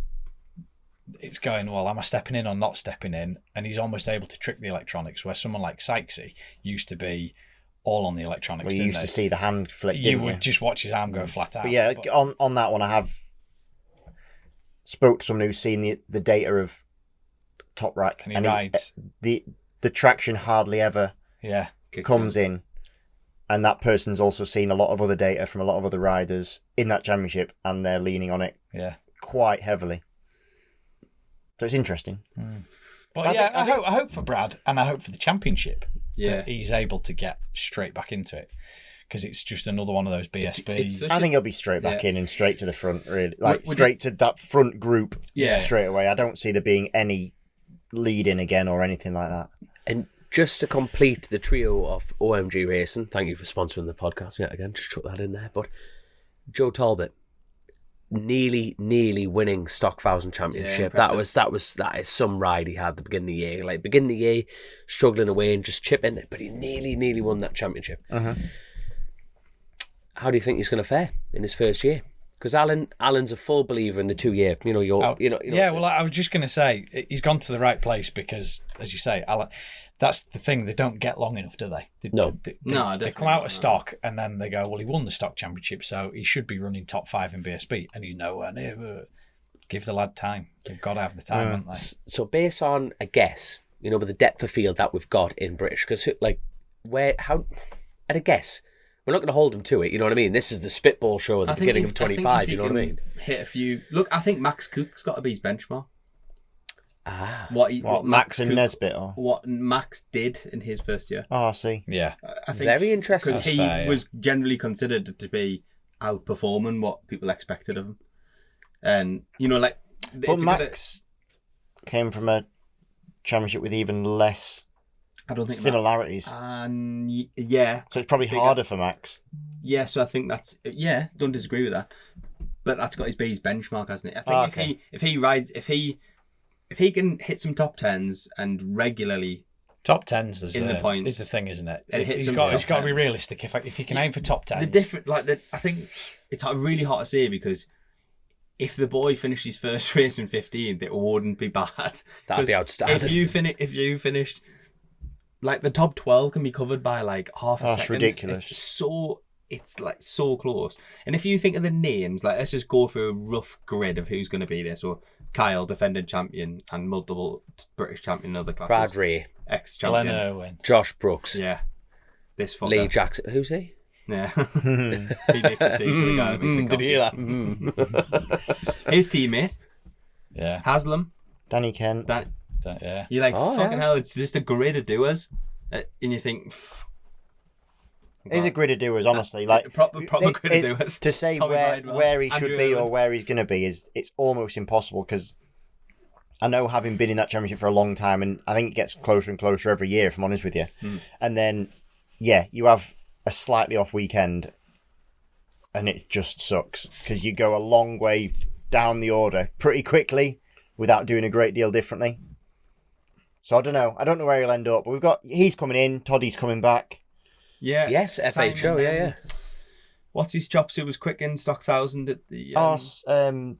Scott Swan. Scott Swan. He's with that Key Garage team, isn't he? That's good, actually. I like to see people stepping up. So we've got the top 3 in Stock 1000 all coming in. Which is good. And Swan's full of... because he won... And potentially Mossy. So was he 4th? So it might be the top 4 coming in. Mossy hasn't decided yet, has he? Well, there's nothing been announced. Nothing been announced. Right. So so we've got the top 3 in those coming up. Potentially Jack Kennedy, because he's essentially...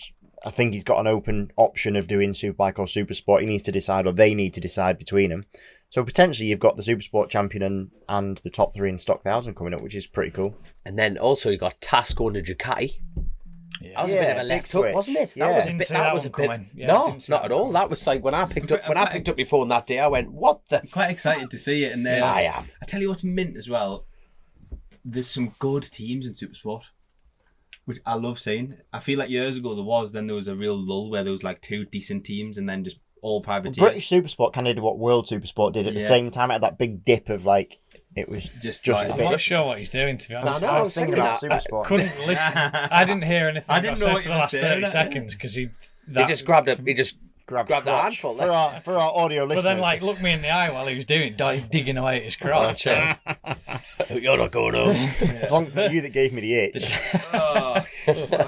No, but even going back to it though, Josh, the fact that you got Tass Racing going back into the Supersport category. Yeah, that's a good addition, isn't it? Brilliant. You've got some mint teams. You've got in Colombia. Potentially Honda will be there with Dean regardless. Yeah. You've got Tass with their Ducati. Josh Triumph. Davis Motorsport is a good outfit. With He's some, sticking on the arms, isn't he? Yeah. With some back in there. Triumph Motor-Rapido. Yeah, Triumph Motor-Rapido. Kawasaki, what are they running? Dan Cooper's running 2 Oh yeah, them Hondas. factory supported Hondas. Question: are they running the new V2 or the old one? Well, the new one's 60 horsepower less, so I don't. Yeah, I don't think they're running the new one. Yeah, the new one's not good. It's mad that because obviously I they've think that was dominated. off Temu, wasn't it? Yeah, but it's not. It's like not. You can't That's really. all the wings. Yeah. You can't really compete because it's actually not the right bike, is it? So they brought a new bike out and called it a V2, but it isn't a super sport. It's not the same V2, is it? It's like an A2. It'll be for A2. Remember when Ducati had the Super Sport and it was called Super Sport, but it's not. It's like that was the cheapest Ducati there was, like isn't there? You know what I mean? Top of the yoke. It's like. Yeah. But I think that's eligible for the sport bike class. Actually, I don't know if they're making it. Do you know what that sport bike class? I was Yeah, you were slagging slagging it to high heaven when it came out, and I think it's mint. It's class. I'd love a ride in that class. So you were wrong. I was completely wrong. Yeah, fair play to you. Own Yeah. up to him. Yeah, I don't mind being wrong. Yeah, if I could pick any class to race in, it would be Nicola will be cutting that out. And the bikes look really good, and they spent. I never am wrong, apart from about the sport bike thing. Everything else, I'm always right. But Oh, you fuck. Anyway. Dow being Hondas. with Yes. oh yeah, Brooksy. that's a switch yeah. with I like that. Brooksy, Yeah, Brooksy good. and Jackson. Good, Yeah. strong team that. I reckon they're going to go back to roads. Do you? 100%. What with Josh? I think they have said it down enough platforms in their faces, going, we're not going back. We're not going back. then We're not go, going back. You asked them 5,000 times. Their thing asked them 5,000 times as well on their documentary thing, and the I same was just answer about to was say, how many people? So we were talking about documentaries before. yeah, You've watched the documentary, not all of it. No, No, You I watched haven't seen any of it. What documentary? the Dow, the Dow Racing documentary. No, but you like, watch it? It's interesting, yeah. Yeah, it's worth I've a watched- watch. I've watched some Get episodes, it yeah. clicked on. Get it clicked on now. Where is it? Where do you watch it? YouTube. YouTube. No, but even going back It's to pretty it, though, brutal. Hey, but he was. Sorry, I was taking the piss there, but he was very like. it's very. Yeah, but we're concentrating on this they now. need to get their shit in order in BSB but I've- first. Then, if they do good at that, I would say, then they might. I hope back. I hope they call them bluff. I hope it's what is it? The old the old magic man. Like, anyway, they're saying something and they're doing something else. You know what I mean? I would not be Double shocked. bluff. Double bluff. Thank you very much, So my you man. think Brooksy will be at the Well, TT? I'm sorry, but No. he did a 134 right with the Feiho bike last year. 134 mile an hour. People have almost forgotten about that. What I just Josh don't Brooks think did he's that. this year I just was don't think he's that fucking asked phenomenal. about it. Nah, I know, but Josh Brooks could take it or leave it inside of things. But in the same breath, it's like I just really hope they're gonna go. The likelihood of that happening, fucking nigh on zilch. But I'm gonna put on a quid on it that they're gonna come back because I really hope they do because it's just the double bluff element. Josh Brooks, there's a fire blade. Off you go, son. I'm chatting shite here, but I really hope. I just honestly don't think they will because he was pretty clear that they don't want to distract their focus. Do you think for our listeners we Not should? to shatter your dream. Yeah, there, but Dominic, put it this way. I'm putting you all owe me a quid. I know none of you agree to it, but you can all afford a quid. You're going to give me a quid. I'll have if a they quid go that they to won't go. That's I'll 100%. give you a Right, you quid. give me I'll I'll have a quid of your money any day. It's But fine. I think I'd have a I fucking can 100 quid nearly on buy a that. coffee for it. Yeah, Well, if we all we're come two together, more. we can That's buy what I like mean. a. Yeah, we We can can buy we a can 6 tweet. coffee each. I'm going to frame. I tell you what, if you are listening, please put a team out because I'm going to frame them three. I'm going to sellotape £3 the coins. fuckers to Chrissy's studio, right there. Yeah, with our £3 we can share a coffee. There you are. What do we make of all the controversy of the last race? Do we want to talk about that in Superbike? Where Controversy. of well, this race. everyone got on the Glen Irwin getting involved with Tommy and Tommy throwing up the bird and Oh, that was. You know what? It's good. Like we talked about. I that think you we need a bit you of need that villain. You need that crack, and you need that. I'm bounce, you need that- asking this as the just throwing a bit of petrol in just to get the conversation, the debate, because I think it's funny when you're having a shit and you're scrolling through all the comments. And you just sit there. I just chuckle away. I to don't myself read the 'cause comments because keyboard. there's so many horrible people on social media. It's unbelievable. My take on if there's a championship battle going on, I think you should race as you've always raced. I agree. I don't think that in that last race everyone raced as they always raced.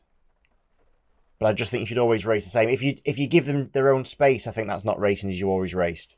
Yep. I don't think that's right. I think, but also intentionally trying to get involved is not racing your own normal race. I think you should race the race that you want to race to get the best result for yourself, not to influence. That's Yeah. my take on I agree. any championship situation. Couldn't agree more. Yeah. It's like that, Tommy. Because I think you see more of the side of people saying you should leave them to it, and in a way, it was kind of fuck that. and it was kind of weird to watch that weekend because I would love to know if I was on track, if I could have got anywhere near them. They were doing ridiculously fast lap times because it almost seemed like they had this like once they did get away, because I know there was a little bit of to and fro-in, they had this like barrier of like superiority, or the other ones didn't get involved because there was a 3 or 4 or 5 second gap. They were literally away on their own, which hasn't happened once this year. So it was kind of odd. I would love to know if I was there on that weekend, if that was a thing that the riders were subconsciously doing just to keep away from it. Which I don't think was the case. I don't think there but I don't know. You never know was a these couple of things. people there that were doing everything they could. Well, there was for a bit, but he didn't have the pace They to didn't have continue the pace it. to keep it going. That's what I mean. So they're just So if he fighting could So have, maybe it was the done, pace thing. So the pace of them They two were so was fast. something else. Yeah, they were. Yeah. And I think, as you say, the problem with what some of the how some of the riders conducted themselves in the race, they didn't ride how they would normally ride. They rode in an intentional way. Well, I think if you're riding on the limit of your pace at that early on in the race as well, like it's gonna create some of that stuff. Yeah. Do you know what I mean? Yeah. Yeah. Yeah. And I think riding in a way that maybe puts your fellow competitors at risk is not. Yeah, I don't know. I don't know if I agree with that. I don't think any of them ever do that. I think people do. I'm talking generally now, but I do think people do. I don't know if they probably People do. force mistakes. But No, they don't. Clean. I think people sometimes in racing, in all racing, and there's not many, but there's certain people that do it, are more susceptible to it, that can only think one corner or one person in front of them at a time, and will run someone wide or will do a pass that's overly aggressive and cost both of you a load of time. Not just in this person you're passing, but also yourself. Yeah. That sounds like it's describing our 2 races from that weekend, Dom. Oh yeah, I was able to witness some of the F900 shenanigans. It was quite interesting to watch you. I had like the only friends I have were all having a battle together. It was amazing. Plus McNeely. Fucking McNeely. What a man. Whoa, he's part of the... I'm sorry. Punch his head in. I love him. He's a lovely bloke, and I hugged him after the race, but I wanted to kill him at the time. I think McNeely looks handy. His dad looks like a gangster. He builds bridges for a living. I reckon he's got a few bodies under there. He wouldn't be able to... He wouldn't be able to reach us from up there, so it's fine. I'd just jump and then run. I'd be all right. No, it was great. It was good crack, but It was good to watch. I enjoyed watching the race. Fucking hard work. Are you going to do it next year? Yeah. What's your plans next maybe. year? I don't actually have any plans. Right. But what do you want to do? I'd like to do that championship because, like, realistically, it's all that's possible. So I might, if everything, if there's a possibility to do it, yes. It's the only thing that's looking possible. It depends on a couple of things. Well, I'm going to spit it out for him. So Tim and Matt are thinking about putting a bike together for you. Well, you can't. Well, I'm not going to delve in the details. No, but you've got two friends who are massive fans of the pod. There's good an friends of option mine. to run an F900 as a Chasin The Racin entry, basically. Right. Which would be fucking mega, by the way. Yeah, which I just think would be cool, and that's exciting. Yeah. So hold on, he's skipping around the edges. So basically, right, Tim and Matt, massive fans of the pod, massive fans of Josh. They want to be involved in the championship. They're willing to put everything in together to go racing. But Josh needs the good old classic support. Yeah. You know what I mean? Tyres, fuel, crash damage. You know, that's how in race entries and everything like that. You need support. Stop being humble about it. You know what I mean? This comes from me as well. But, you know, there's lots of things. But, you know, at the moment... Those look like two really good friends worked with us at the end of the season. Was lucky enough to do them 2 rounds with some support from Leon Haslam and the Rocket guys. And these, you know, Tim and Matt came and Joe came to help. And got to mention Gary Cutts as well, actually, because it was his bike that I rode and he's also keen to be involved. And basically, there's a good group of lads who are like, fucking want to put a bike together. We really enjoyed ourselves. Like, let's do it again, but would love to involve this. So, sound. Which I think would be really nice. It would be lovely to do it, wouldn't it? So, yeah, well, we'll see what happens. Fingers crossed. There's a new bike out for the F900 Cup, which seems a bit different to the old one, quite a bit different. So there's everything's kind of a bit of a waiting game at the minute. We're kind of waiting to see the new bike and the prices of it and stuff like that. But yeah, we're looking at it, yeah, and hopefully we can do something. For people listening who want to get in touch, and there will be, please get in touch with Josh Corner. That's you, by the way. Chasing the Racing. Or Chasing the Racing, you know what I mean? God, we'll give Grace some more work, God love her. You know what I mean? But so we definitely need you in that championship next year, 100%. Would be key. I really enjoyed it, to be fair. I thought actually it was a bloody good championship, and I really underestimated it. I thought I went out of Donington, I was pretty embarrassed. I thought, I don't know. And yeah, it was hard work to get into the points and get going, and then Brands was brilliant. I had like really couple of good results. And I don't know if you know, but I beat Dom. Just saying. He beat me one, I beat him one. So there's got to be a title decider, yeah. And I'm thinking it's going to be on pit bikes, like Teesside in the middle of winter sometime. So, but actually, in all seriousness, it was class, and there was a good group of people, and the order changed every corner. Like the racing was really close, really good. I tell you what, it was some crack. He's slagging off McNeely. So the first race he came in, McNeely's swerving all over the place. He's doing this. He's cutting the nose off. It's like, there's no need to be like that at all. That's not what I said. Bollocks, right? I'm telling the story. This is exactly what I said. Nah, this is bollocks. People swerving all over the place, everything like that, chucking it up. It was fucking great. Coming in like that, looking at TSL, the crack was there, and he's staring at me, staring at everyone, going, "You're all fucking gonna get it." It's good that you still were competitive. Like you have that competitive side to you, though, I was fucking lucky. Didn't I get to speak to him for 12 hours? He rolled in. So there, lucky for me, I rode the bike last year, you know what I mean? So BMW, I was more factory than factory. But you were parked up, so I was considerably more factory than you on that weekend with your broken leg. You were the most factory. I was Chasing the Racing man. I was unbelievably factory. So BMW partnered up with Sonic the Hedgehog free film. So Stuart Higgs signed off on the bike. It was all graphics up and everything like that. And BMW pulled up the bike, and it was like, all right, Dominic, if we provided the bike, but if you run it, no problem. But this bike was just in bits. Bars were bent, fucking everything was crashed, gearing was totally wrong and everything. I'm like, what the hell is this? I went for a roll down crane there at World Superbike round. I'm like, oh great, thank you very much. So I got there, stripped it all down, rebuilt it, put it all back together, and then turned up and then straight out, and it was like damp and horrible, and I went, oh God. And then BMW going, oh Dominic, if you could look after the bike, it's going on the stand at the bike show at the NEC. I'm like, right, spot on, right, this is great news. So obviously I fixed it, got it all up and going, and then fuck it, like we got it in the last race. I went, I'm going to do a gearing change. So I think that's page 3 of the excuse book. Is it paragraph 4? Page 3. It's definitely page 3. So I changed gearing. So anyway, Josh cleared off in the front, and there's me. And I went, right, I got held up, and I cleared off, and I just did it. And but how crucial is the slipstream on those bikes? The bikes are so close. It's class. So it is good fun on that side. But there's me, and I was so happy that I just reeled him back in. He did beat me, but I was a second quicker in my lap times. But anyway, closed up to the last lap.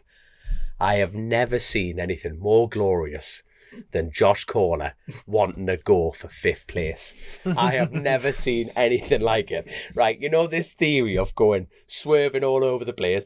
He'd get in front of someone, swerve the nose off them, and then tip it in. And then the next guy, one of the Cray twins on the Bathing bikes, would try to outbrake him. Josh went, nah, fuck that. Off the brakes, shut the nose off. They're all running wide. And I'm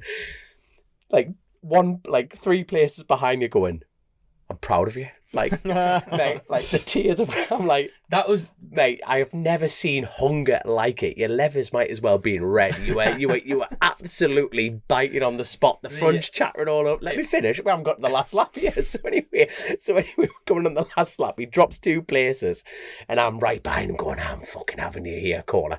And he mowed 2 lads clean out the way, and I just followed you home. And we just came over the line, and I just saw these levers deflate, the biggest exhale ever. I've never seen a hungrier but I didn't think you were that close. Mate, shake my hand. I absolutely love that, because when I just caught you, I went, this is the race. It made Carl Ryan and Tommy look cheap. I'm telling you now. If I had an onboard of my camera watching you, fucking honestly, it was like brilliant. My point of the thing, what was frustrating for me, is because I was dragging along. Like, do you know what I mean? I needed a bit more time on it. And I was going out with quicker people in practice trying to get dragged along. And in the races, as soon as basically everybody raced from lap 1, like from the first corner. It was fucking carnage. So the front 4 just went like that. And I was like, oh, fuck. And the bikes are so close, you can never do it. Like, obviously, Dom was a bit further back in the second race and caught us up because we were all fucking tearing shreds off each other, and it just holds the whole thing up. That's what I was saying in the first race, and he was like, "That's fucking racing." I was like, "Yeah, I know, but you know what you were saying before? Like, no, we were just all holding each other up. It was every corner. Someone would just. We had a 12-year career and then retired at 10. You know, at 10 years old or whatever he did. And it's almost like, Josh, you've forgotten what BSB is. So no, I didn't mind how harsh. I didn't mind how harsh it was. It was good. It was just not very progressive. People cutting each other up and everything like that. No. Race 2. Racing with each other. Like race 2, I've learned what I've taken on board. Give him a taste of our medicine, didn't you, mate? That's all. Mate, he will tell you total opposite. I'm proud of him. He dished back what he take. Like, McNeely even went, whoa, yeah, all right, calm down. No, he was the one who fucked us in the first race because of you. I was right behind Dom on the last lap. McNeely passed us going into bloody Westfield on the curb on the inside. And I was like, oh, fucking sweet. Oh, class. So you want to do full season of it next year? Yeah, but no, it'd be class. Anyway, we've talked too long about it, but it was good fun. It's a really good championship. Mega. The bikes are really, really close. I don't know how anyone could complain about cheating or anything. There's nothing in it. And it was good, well run, and enjoyed it. Mega. Love it. Right. The big fish, Christian Iden, swapping Ducatis for inline 4s again. Yeah, I'm excited about it, really. Well, no, it's... Matching trainers, the job lot. He's a changed man now. I went to the last round. We were... I don't know. The last few years have been interesting. Yeah. Definitely didn't get out of it what I thought we would get out of it. Mm-hmm. But then this year's been pretty good, to be fair. Actually, on the whole, it's been... Finished 6th in the championship, missing the last round, which had fucking big points round. Yeah. I think I had 7 no finishes or DNFs due to usually getting taken out by people and stuff like that, things like that. So actually, to finish that high up was actually a good year. Yeah, definitely. I'd been speaking with Darren for a bit before the end of the year, and I don't know, it just got a good vibe from the team, to be fair. That was the main deciding factor. There was quite a few things going on. I'd known about the whole Taz Racing going to Ducati, and obviously I've been at Taz Racing, and that seemed like a good fit for me because it meant I was going to stay on the same bike and move back to a team that I was fitted in quite well with them boys. Yeah. So there was a lot of conversations there, and then there's a load of other things sort of came up. So it was an interesting off season, but yeah, in the end, the FS3 thing for me was just the standout was just how much they really seemed to want me, which was nice. And not just the team, but also Kawasaki rang me up and were like, we're really behind this, and we would really... I've never had that before. I've never had a manufacturer actually pick up the phone. So I was like, flip, this is mega. So it's weird because I don't think I've ever been sorted this early. You said that to me. Yeah. You've never been sorted before Christmas. Mate, it is so weird. I've always thought I'm stressed to death, like going through Christmas, through that whole period, because it's your job, it's how I earn money to pay the mortgage and do all those sort of things. And I've always been stressed, like not knowing what's happening, like will I have a ride and all these things. And I've signed up so early that I'm kind of like a bit lost. I've actually realised that I enjoyed that stressful time, I thought I hated the excitement. it. But actually it was the excitement of that, like not knowing, or like, it's weird. I kind of like what it's like. I like it how Nigel and Darren will be like, now. Year 2, we'll have to hold out. We'll make them sweat. And Nicola was like, shut up, Christian. It's so funny. But no, like genuinely, I'm proper excited about it. I get on really well with Max, or I do at the moment, so that's all right. Max really getting to know him. He's a pain in the hook. No, I like Max a lot. He is a good kid, and he's got a lot of like talent. And I don't think he really realises how much talent he's got. Because he's kind of like an unassuming lad. He's interesting character. I like him a lot. So, no, we went to the show and did the first official thing together. Weirdly, I went to the workshop and just sitting on the bike, you get that, it clearly wasn't moving, it was sat on the stand. But you get that first feeling, that first sensation. Nice. Yeah, it did. And I was like, oh, nice. I kind of fitted on it. I don't know, I fitted on it. When did you first It was nice to have that first sensation, because I wasn't sure whether to sit on it or not when I went to the workshop, because I had a full, not cast, but like a moon boot on. So I'm like, I'm not even able to sit on it properly. But I was like, I can't come all the way to the workshop and not sit on it and get that feeling. I was in two minds, and I did. I'm like, oh, I'm glad I did that. It felt right. Yeah. Doesn't necessarily mean it'll transpire to work right, but still. Have you ridden Kawasaki before? Nah. I was going to say, you've ridden everything else. Yeah. When are you gonna ride a stocker in? You're gonna do the Spanish. Yeah, I think the plan is as soon as my foot's right. I would love to have got out before Christmas, but it's not going to happen. So, yeah, just as soon as I can, really. On a stocker. That's the plan. So, you being the man of the facts and figures. Yes. Your confidence with the Kawasaki, from the bike's history, how you feel? I feel good about it. I mean, the thing's won championships. I know the last year wasn't the best for it. Jason didn't fully click with it, I don't think. So I've kind of gone off what Max has done, and Max is only a second year into his Superbike career, and he was green coming into it. So he came from having not done a great deal. So actually I can take quite a lot from what Max did, because I think he rode it more to its potential, because he's never ridden anything else. I don't think he had any preconceptions. I think he rode it to his current level and the bike's level and some potentially, if that makes sense.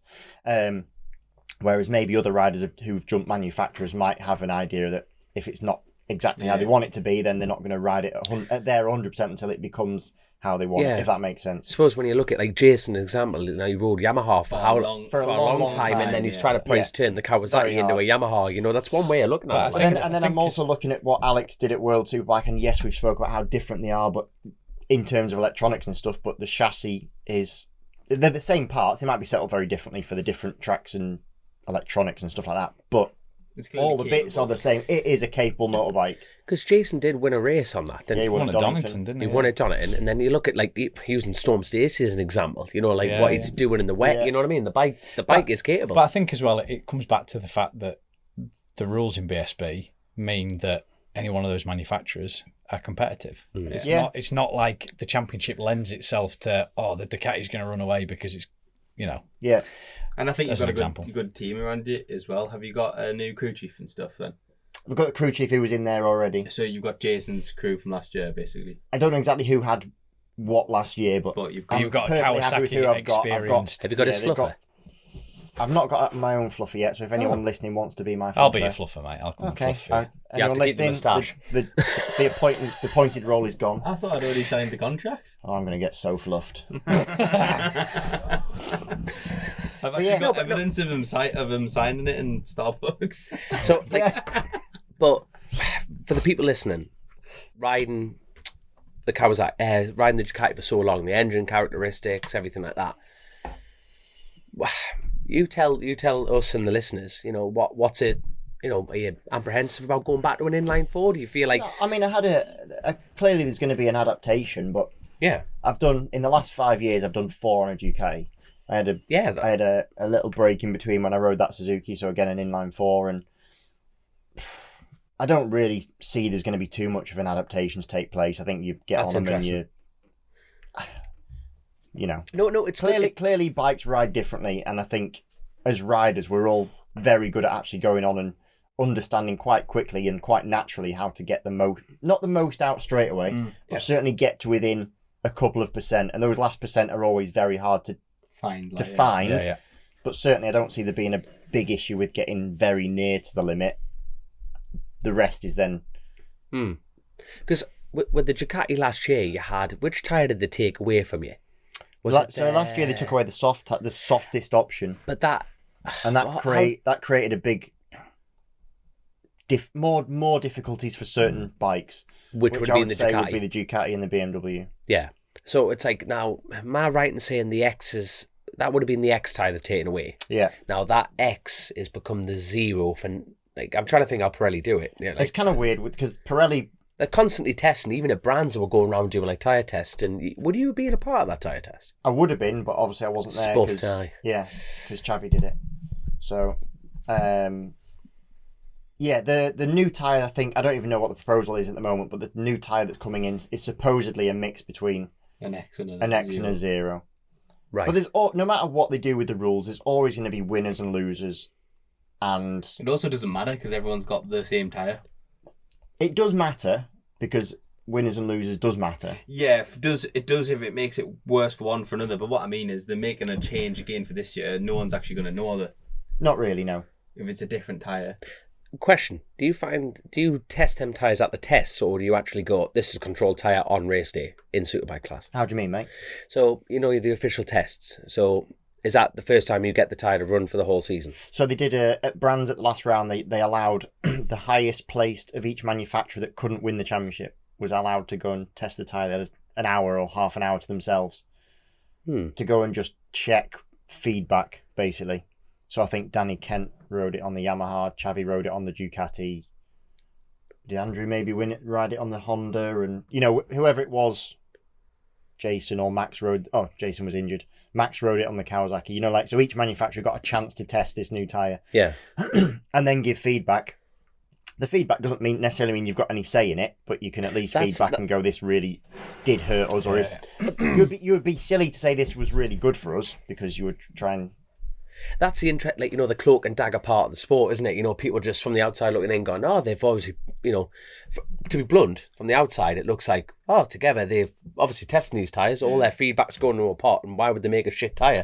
But it's interesting when you... I also think that the tyres change quite a lot without us knowing a great deal. I think you turn up with an X and they've got a lorry full of X's, but it might be the BZZ4, and we've been riding the BZZ2, and they've changed it and it's got a different way of making it or a different compound or something very slightly, and you don't realise but all of a sudden something's changed, but it's changed for everyone. So a bit like Josh said, the rules will change for everyone, so it's the same amount of fairness, if that makes sense. Yeah.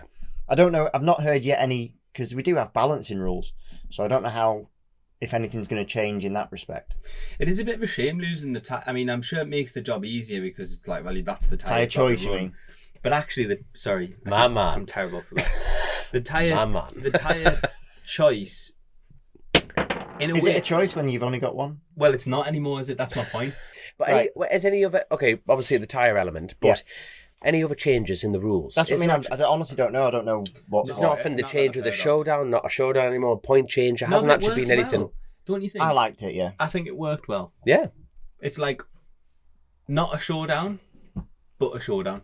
Yeah. Because it's got everyone in it. It created what the showdown was there to create, but this guarantees that you're going to get that. The only thing I think they should do is if they're going to keep, and I thought they should have done this when they had the showdown, is rotate the last few rounds that have the high points, because without doubt the last certain tracks will favour certain riders and bikes. Oh, you mean the calendar? Yes, the calendar. Yes, yeah. Brands Hatch is 35 points times 3. It's a lot. Yeah. And if that is your stomping ground, or if you hate that place, it makes a big difference. Yeah. They should toss a coin. They should toss a coin for the last round. Like a lotto draw, just like a bingo call. That'd be interesting. Well, they should say these are the last 3 rounds, and this is then toss a coin for the order. You mean?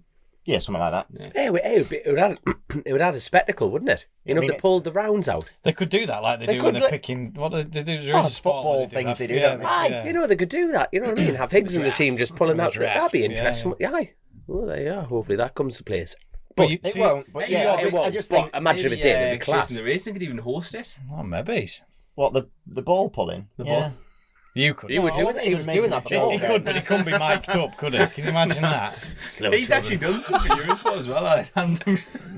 How's that been allowed? These two professional Eurosport commentators, got to remember that. I love it. How did you get past the background check for that? To be fair, I didn't get asked back, so. I love it. I don't know why. But we haven't got any other definitive rule changes or anything like that. No, I think BSB's sticking as is. Carry on as it is, and pretty much the riders haven't changed a great deal, have they? The BSB market's reasonably stagnant. There's some new ones come in or returning ones, but there's no one other than Brad Ray coming back, there isn't anyone coming from any of the championships other than the stocks, But the season starts later. Am I right in saying that? Yeah, it's pretty late. It's May. And it was late this year, and I think it's gone another couple of weeks It's in May, again. isn't So it, it's your first it round, keeps. yeah. Do you agree with that as a racer British? Yeah, I think it's. I would prefer actually that they pulled the last round Bit earlier. back Yeah. than pushed the first round out. Christian if I'm would be honest with happy you. to just work for 2 months and that's it. That's what he says. Every day. Every day. It's weekend for 2 that's because months, he'll outperform them physically. You know what I mean? They'll be I would like, happily race every weekend, but obviously this year it was absolutely fine. The conditions were pretty good, but it just always seems that winter arrives at that last round, and It's dark. you just get it's exactly windy, it just changes. You get leaves that on the track. damp track. It's not been raining, but the track's soaking wet, and you're like, Why? what? how Yeah. typical though. After Brands, even when the it- week after it was glorious. Yeah. It went back up to like. But the thing 50 is, even degrees, when didn't it's it? sunny at that time of year, it's horrendous because you can't see a thing because the sun's in your eyes. You almost need a cloudy day to make it better. Yeah, I would be more in favour of it coming the other way, but I'm not against the later start. I think it's pretty good. And have you pedalled around Assen before? Yeah. Did BSB was there. I did rode a Super remote, Sport didn't there. I rode a remote there as a wild card in BSB. I rode the Taz bike in Superbike there. Yeah, I'm all in favour of that. I think it's a Are you bit shit of round it or do you? Not quite. I love it. It's a mega track. Yeah. And Is that definitely back on the calendar? Yeah. Do you pedal around it? And it's a brilliant one for the fans. So I am gutted we're not going back to Navarra because I really enjoyed the test that led on to a race. Yeah. I thought that was a good way of doing it because pretty much everyone goes testing in Spain, and then you go, well, while everyone's out here, let's do a race, and that to me made a load of sense. But to get there, it's a hard place to get to. I mean, it's not hard. You've got a car and stuff, but like it's not near anything, is it? It's like 3 hours from every airport. It was like 45 minutes to any real accommodation, really. It was like, it was just kind of difficult, whereas Assen is the polar opposite. It's probably one of our most local rounds in terms, for from the up here. northeast, For the northeast, Assen's you easy jump to on get the to ferry, for- and then it's an hour or so to the track. And on you're the like, party boat. gosh, Well, it's easier for us to go to Assen than it is to go to Brands. 100%. Easy, aye. 100%. But So yeah, are you doing it's good. Are you doing the tests at Navarra though as a team? Yes. Which is mad. It's a shame they're not putting the. Obviously, there's loads of logistical, but why aren't they doing the first round there I again? don't know, and they've. Probably the cost, I would imagine, of getting everyone over. But they're already there for the test. The big teams but- will be there for the test. Only the big teams. There's still Super Sport. F9s went last year. There's a lot of people going. I think there's There's probably a obviously big a major difference reason between. behind it. There's probably also a big difference between taking your entire setup for a race weekend and taking your test team. You could essentially just take a van. Yeah. I don't think anyone really will, but you could do that Yeah. to help. But yeah, Navarra last year they made a massive change to the track, which was, I'm going to big it up because the one corner they changed was so much better, and they've got designs, and I think it's now done. So if it was, I'd be really interested. But I've heard that they're going to do World Endurance there. I don't know if you'd heard that. No. I mean, the way it was, it would be the worst track for doing World Endurance on. Really? The way it was, Yeah. because it's all like first gear turns. there's 7 first gear turns on it. It's all like, when you start to get a bit tired, it's one of them Yeah. where you Would that not be good for world endurance in the same breath? For the actual physical endurance part of the title of it? I think. Well, why I'm asking you, our endurance specialist to my right here. It'd be. It wouldn't be enjoyable. That mix. that wouldn't be an enjoyable in any way, shape, Well, or form. you know how it is, don't you? Endurance. But You you're like not- to get in that rhythm, and Yeah. Navarra is not a track. It has There's no rhythm whatsoever. But isn't that not a It's joker like card? brake, accelerate, and I know that sounds clearly obvious, but it is. That's Yeah. what you do everywhere, but it's not. And that's There's no roll. There's no like. Yeah. Because That's the break, and that takes it all out of you as well, isn't it's- it? Like physically. But it's a sport where entertainment, me watching collapse people on motorcycles, from a spectator, but Libby, put the telly on, there's people falling off bikes like flies, yeah, like the people tune in. I don't think physically it'd be that. It Make would your be job bad. easy. It just I think wouldn't be more enjoyable. people. I think there'd be more people running into each other because they all kind of like 90 degrees or more than that. Just in endurance, there's a massive difference in speeds, and the sort of the way the corners were laid out at Navarra. You'd have been. You could approaching get people. caught out quite easy because sometimes it's hard to judge, innit? You know what it's like. So yeah, it's a shame, but I would like to see it on World Endurance calendar. I think it'd be pretty cool. Well, we reach on this glorious channel powered by Grace Rouse, we reach like over the YouTube and the Spotify, everything collectively, nearly over 120,000 people a month. So if we get everyone to sign a petition backed by Joe Ackroyd saying Navarra endurance, you don't know anything about this, but get that as a round. No, I still don't think he wants it as a round. I know he does. We're just going to back this up because I think watching that would be fucking like the last hour. Imagine it. That's if you're doing it. Are you doing World Endurance again next year, Joe? I hope so, yeah.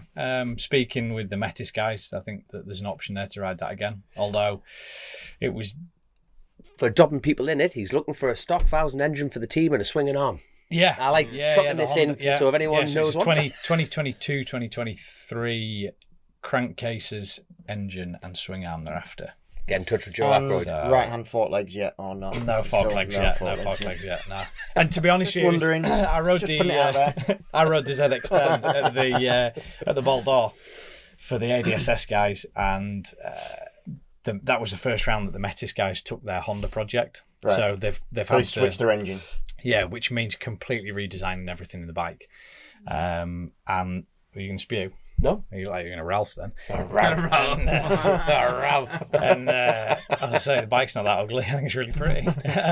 But yeah, seen it. the Suzuki, the Suzuki engine was obviously the weak point of the old Metis project because everything's kept moving forward, and Suzuki didn't, did they? They stopped. What was it, 2017? They brought that engine out. Yeah. So yeah, the team made a decision to go with the Honda, which meant completely redesigning the bike, and it didn't really work. So, and the issue now is that obviously Honda have gone with the 24 engines and they've changed the engine mounting points. So for Metis, It's like going again. everything changes again. So really, yeah, they need to get another engine for the project. But yeah, I think that's that. I'm hoping that's there if I want it. Good. The sort of the downside to that is they don't normally do Spa, so they only generally do Le Mans and the Ball d'Or. Spa's the last one this year, isn't it? We should In all 25. go to Spa. Yes. Oh no. No, it's the Ball d'Or's the last second one. one. The Ball d'Or's Yeah, always sorry, Ball d'Or's always last. finish with the Ball d'Or. I reckon Darren would let him in all. What? Borrow ZX10 off your team. We'll all just go to Spa. No, but the thing is, Darren will have to be the fourth rider. Well, you can. Well, he'll have to be the fifth rider. Well, you ride for But then, Honda, so you're ironically, all right. I'd become the fifth rider because then Darren, well, he owns the bike and he'd have to ride. But do you reckon we can get this done? For people listening, it would be great to imagine all of us doing an endurance ride. know. An endurance team ride. What you want to do? that You want to do in the your Worlds? contract. No, What, we can all The go and do EWC it? round. Yeah. Remember that Barcelona round that you did? Yeah. Like something like that. That would be Yeah, it mega. would be really good. That would you do that again? Aye, would you do that again? Yeah, and actually, I need an opportunity because I got a message after the last catch up that we did while you were away in Love. Just in Love. when you got on Yeah. gay age Oh, and everything like yeah. When we lost another good man. Well, yeah, like another R.I.P. lamb to the slaughter. I got Nice knowing him. I got a message afterwards that maybe the crack that we'd had been taken the wrong way. Right. I don't want there to be any confusion that those Irish lads and that Barcelona event is in my top 5 ever racing events. It was fucking brilliant. The team, the lads, what they turned out as bikes. I just enjoyed myself. It was just a mega group of people, and everybody just pulled the weight, and it was like racing. You know when you think back to doing those races when, I don't know, even when you first start, everything just clicks into place. You just think, this is why I go racing. I fucking love it. That, for me, Barcelona, with those guys, that's what that was. And It was a 24 hour, wasn't it it? was 24 hour, yeah. It's a big. It was a big deal. Yeah, massive. And, Just finishing it 25. yeah, it was incredible. massive, yeah. You know, 2 really, really well prepared bikes. The lads, my understanding was that they didn't really know what they were coming to do, and they ended up doing Like a mega job. yeah. And so, and by that I mean I don't know if my understanding was they were coming for a holiday, and then they got drafted in. Maybe I misunderstood it, and they were always coming out to work, because when they turned up, they worked like you would expect a Superbike team to work. So, you know, there was nothing negative, but I got a message that it had been taken that somebody had taken it the wrong way. And so I just wanted to say it now publicly, because I have tried to set this right away from here. But I just want to say now, genuinely, it was one of the best experiences, because everything just fell into place. Like you say, to finish a 24-hour is fucking hard work. It's a big deal. And that's not just from, all right, the 4 lads riding the bike, they're the ones that get the credit for it. But actually, those 4 lads can't do fuck all without all the people behind it. It's massive. It's massive. So, yeah, just setting the record straight now for anybody that misunderstood the words. Because I think as well, the problem is people don't always get how we all take the piss out of each other. Yeah. Oh, no, but I tell you what. And then that can come across wrong, and people sit there and go, oh, fucking hell, So just setting the record straight, yeah, that was mega, and I would love to do it again. And if it was with them, brilliant. If they're not going again, I don't know if they are, then I still want to try and do that round next year as part of my calendar. Are you putting any other feelers out apart from Metis or in EWC? Yeah, that championship or that. Yeah, and going back to the conversation about money, there was a conversation with a team that are in Superbike. They're not probably the best Superbike to be on, but they're a realistic stepping stone. Interested, loads of conversation backwards and forwards. Cool. 41,000 euros, please. Well, it's that's not cool. happening. Yeah, that's very specific, isn't it? I know. I thought that. Where was the extra grand? 40. What, like 40? And to be fair, if you sat and worked it out, it's cheap. Yeah, cheap racing, if it's 10,000 euros around, but it's more than that, isn't it? Because they're not going to do Suzuka, so it's 10. Oh, okay. So you're going to be what, 12,500, 13,000 euros per round. Travel. The team probably are spending that. By the time they've refreshed the engines, they've paid the crew, they've got the truck there, they've had 2 bikes. We didn't get into crash damage because as soon as I saw the money, I was like, well, I'm out. I can't. Yeah. I'd love to be involved, but I can't. Yeah. See you later. Yeah, but I'm talking to another couple of stock teams. Whether or not it'll come to anything, I don't know. It's such a hard paddock to get into, but also I want to enjoy my racing. I want to enjoy the riding. I packed in a couple of years ago because of personal things, and the hunger wasn't really there to do it again because I just thought, fuck it, I'm shit, and that chapter's sort of done. But the Metis draw is not just because I get it. Some people don't get why would you want to do it? Why would you want this mad prototype bike? What's the fucking point? It's only him that thinks that. Well, some people do, but and to be fair, I don't even think that. I just wind you up about it. Yeah, it's fucking no, funny. but I do think because they tried actually at the start of this year so the super stock were allowed to run 4 riders in the race. And Superbike had to remain as 3 riders in the race. And they tried to get that rule for the experimental class. And the FIM basically said, be fucking grateful that you're even allowed here with your mad bike. So I do think there is an element of people looking at, but they've been at it a long time. And my 2 teammates there, Gabby and Ludo, they've become mates. And to go through that 24 hours and do that race with your mates, who I speak to weekly about any odd shit, there's something special about that. It's enjoyable, and it's a reason to want to do it. Here's a question. For us 4 to do it. Yeah. Say that Barcelona round, 24 hour. The Barcelona round is far more realistic if we, hypothetically sat around here, if we were 3 pints in and we said, right, half a pint in, and we said, right. For the audio listeners, he pointed at me. And we said, fuck it, let's go do an endurance race. Yeah, let's spit the ball in. I hope you've saved some tokens for the Christmas time. We're all going out getting shit-faced next weekend, aren't we? Christian 2.0's coming out. Yeah. The Barcelona round would be the one that would be achievable because I think to go and do EWC, the regulations would just be... Oh, yeah, but right. In theory, come on, spit a figure out. I wouldn't know. Including bikes or without? I couldn't even start on the tyres. You do flipping... Yeah. I honestly don't know. 20 grand? Yeah, but the thing is, we haven't got the rest. We haven't got no infrastructure. Yeah, you haven't got 2 bikes to start off with. There's got to be 2 bikes. Well, we can get 2 bikes. To be sensible, yeah. I'm not being funny. You can get 2 bikes. I can get 2 bikes.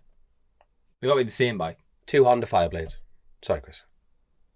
Well, that's you out the door. You can't. Nah, he'd be all right. Darren's mint. Darren's fine. Put a Kawasaki sticker on it. Paint it green. Green on. Okay, right. Oh, For my look, stints. right. I'm talking shit here. Take the infrastructure out of it. Logistics. Take travelling there out of it. Well, how many sets of tyres do you think you need for 24 hours? Spit a figure out, just because we are 2 hours. you need- I think you we're need 2 hours 43 minutes into a 28 podcast. We just sets need a of figure. tyres because you do You 26 or 27 pit stops. you change your rear in stock. You usually change in a rear. We're not doing stock, we're doing proper. No, we're not. We're doing stock. We're doing proper. Okay, right. You get the bikes on. You'll be changing a rear every other stint. It so shows this is really bad. I don't even know what a set of tyres costs. 400 and... I bet if you said Bridgestones, you'd know. 400 quid. That's, okay. 420. Let's call 50 times, I think at least 20. That's £4,050. It's a really expensive year. talk amongst So yourself. just your tyres for the race, you're about 11.5 grand. Yeah. Right. And you're going to do tanker fuel every, if you go a standard You're tank, gonna- every 35, 40 minutes. That's 100 quid every time you fill it up. Yeah, so you're doing that every, let's say Can every you run- 45 minutes. The Barcelona You've got round, to- you you've could run got- pump. you've You got could run another- pump fuel. Over the weekend, you've got another 5 grand in fuel. That was only for the race for that, so you probably got 20 grand in tyres. So you got 25 grand I don't know what your entries are in for it. tyres and fuel. No, I'm just, But I like the adds up so spitballing. quick, doesn't it? No, that's what I mean. So And it's just in endurance, the amount of riding time cannot be underestimated. It's 24. It's called 24 hours or whatever the time is for a reason. Like if you actually work that out in BSB races, oh yeah, it's a lot. And that's the you thing. don't is even that race for half an hour. No. No, it's just. So just like putting that's these figures together. 48 BSB races. That's a season and a half in one race. Let's So fucking at do the it. Bold Come on. Door, at the Bold Door, I did a full stint, and I came in, and then I went back. I did 3/4 of a stint. Then the bike started overheating, and I came in, and the decision was, can you go back out and do a full stint? So I went back out and did a full stint. So it's about an hour and 20 minutes non-stop riding. That's insane. It is So, fucking, and it was 32 degrees. It was exhausting. No, but all right. And that's one stint. All right, they double stinted me, but that's what can happen in the race. In Barcelona, I was double stinted in the middle of the night, and that's the same thing. You do your 45 minutes, you come down pit lane, and then it's like you're going again. Yeah, You oh got, my God. but I didn't go, oh my God, because I've done it before. But it's fucking hard work, and everybody thinks, oh, I can ride a bike, or it's a completely different discipline. It's What figure did you get up to? 20 grand there. Just More roughly. than what we've got. No. Look, just for the shits and giggles of it. Entertain me, gentlemen. Here, got like Well, 25 grand You got in to tyres 25 and grand. fuel. So there you are. There's what 12 grand each. 20 grand in wages. That's just for him. That 12 grand I think each. you need First in. 40 No, grand. first. No, but that's what I'm saying. He got off it. That's one person bringing 41 grand at the table. My point is, we're trying to get down to a level of saying that's 12 grand each. Yeah, but that's for 3 rounds, so that's quite cheap. That would be cheaper than we could do it, I think. Yeah, definitely. That's what I mean. Like, you know, that's Yeah, if there's anyone listening who's got 41,000 quid and wants to come endurance racing with me next year, give me a shout, because we'll go endurance racing. But the reality of it is that it's not happening. So I'm going to keep knocking on a few doors. Yeah. But I wouldn't feel like I was settling to ride the Metis, because Yeah. I would enjoy doing it. Yeah. For me, and I've said this to Gabby, Gabby's quite an influential person in the team, but he's my mate as well. And he'll say to me, "What's your plans?" I've said to him, "I'm getting old, and I've got a few years left before I don't do this anymore. I want to do as much riding as I can, and I would like to be in a team that goes to Spa. If Metis go to Spa, I'm all in, because I get the best of everything. Then I get to ride with my mates on a mad bike with a load of French guys who are really nice French people, which Yeah. I didn't think existed. and then we get to go and do Le Mans, Spa, and the Bold d'Or. Yeah. And then I'll try and find a seat for Barcelona. I'd be happy with that. I would, and I've been thinking about this more. I would probably go back to the classic TT. Yeah, but I would have to ride the right Does thing. we know this? No, I don't think she does. I don't think she does. I don't think she wastes the time listening to this. She's fucking sick of me. Why would she want to listen to me? Touche. So yeah, I probably would go back to the classic TT if the right thing was there. What's the right thing? Well, I've said before I'd like to ride a 250, but I knew you were going to say that. But I would ride a in the in the senior. No, I don't think I'd probably ride a Kawasaki. Yeah, I know you would. Yeah. I don't know. There's not an option or an opportunity there. I don't foresee that happening. But if you're saying to me next year, what would I think the classic / Manx as an event. Yeah, I think it's good. Even with the struggle of this year, I think it's just a chilled out event where you can go and enjoy that place without the pressure. So, and obviously the revamping and changing things around for next year, I think it'll be. I'd love to have a spin round there, but I don't honestly think I'll have a race there. I just feel like I could go back and have it round on something that I could just enjoy riding. Yeah. Tell you what, you missed nothing this year with the weather. No, and I tell you what, that weather followed Macau, didn't it? Oh, yeah. Mate, I have never been happier to stay up till like 11, 12 o'clock, cancelled. Get it. Yeah. John's like, just open that bottle of wine. No, there's me. Like, but I don't give a fuck if that's bad sportsman or not. I was over the moon because they were all flying out. I was gutted because I was supposed to have my surgery before that. And then they cancelled on it. So I'm like, could have gone and everything like that. I was absolutely gutted. Cancelled. Get in. Next night. Cancelled. Get in. They only got 10 laps. Get in. Race. Cancelled. Get in. I have never been happier for an event to be cancelled on a selfish note. Who won it then? David Todd. Yeah. Based on what? Qualifying. Who was the guy in second? Uno Castamo. Yeah. He actually won it the year that COVID year, when yes, no one went. But as a newcomer, obviously went third, wasn't he? But it's great to see someone like Uno, like he actually, he backed it up, like proper backs it up. It's very, IRLC Macau. Yeah, it's very stop, turn, fire. It's proper like that. Watching a bit of that IRLC, good, it looks really good. I mean, it looks fucking There's some dangerous, good tracks, but it looks good. Adam McLean did it this year. He said it was like class. He just got pissed every night. I'm not doing it, but there's some good tracks. You watch them and go, oh, that would be fun to rip round some of them. Yeah. The Macau entry list was a fun one. It wasn't strong, but there was just a lot of lads that weren't there that I thought probably should have been.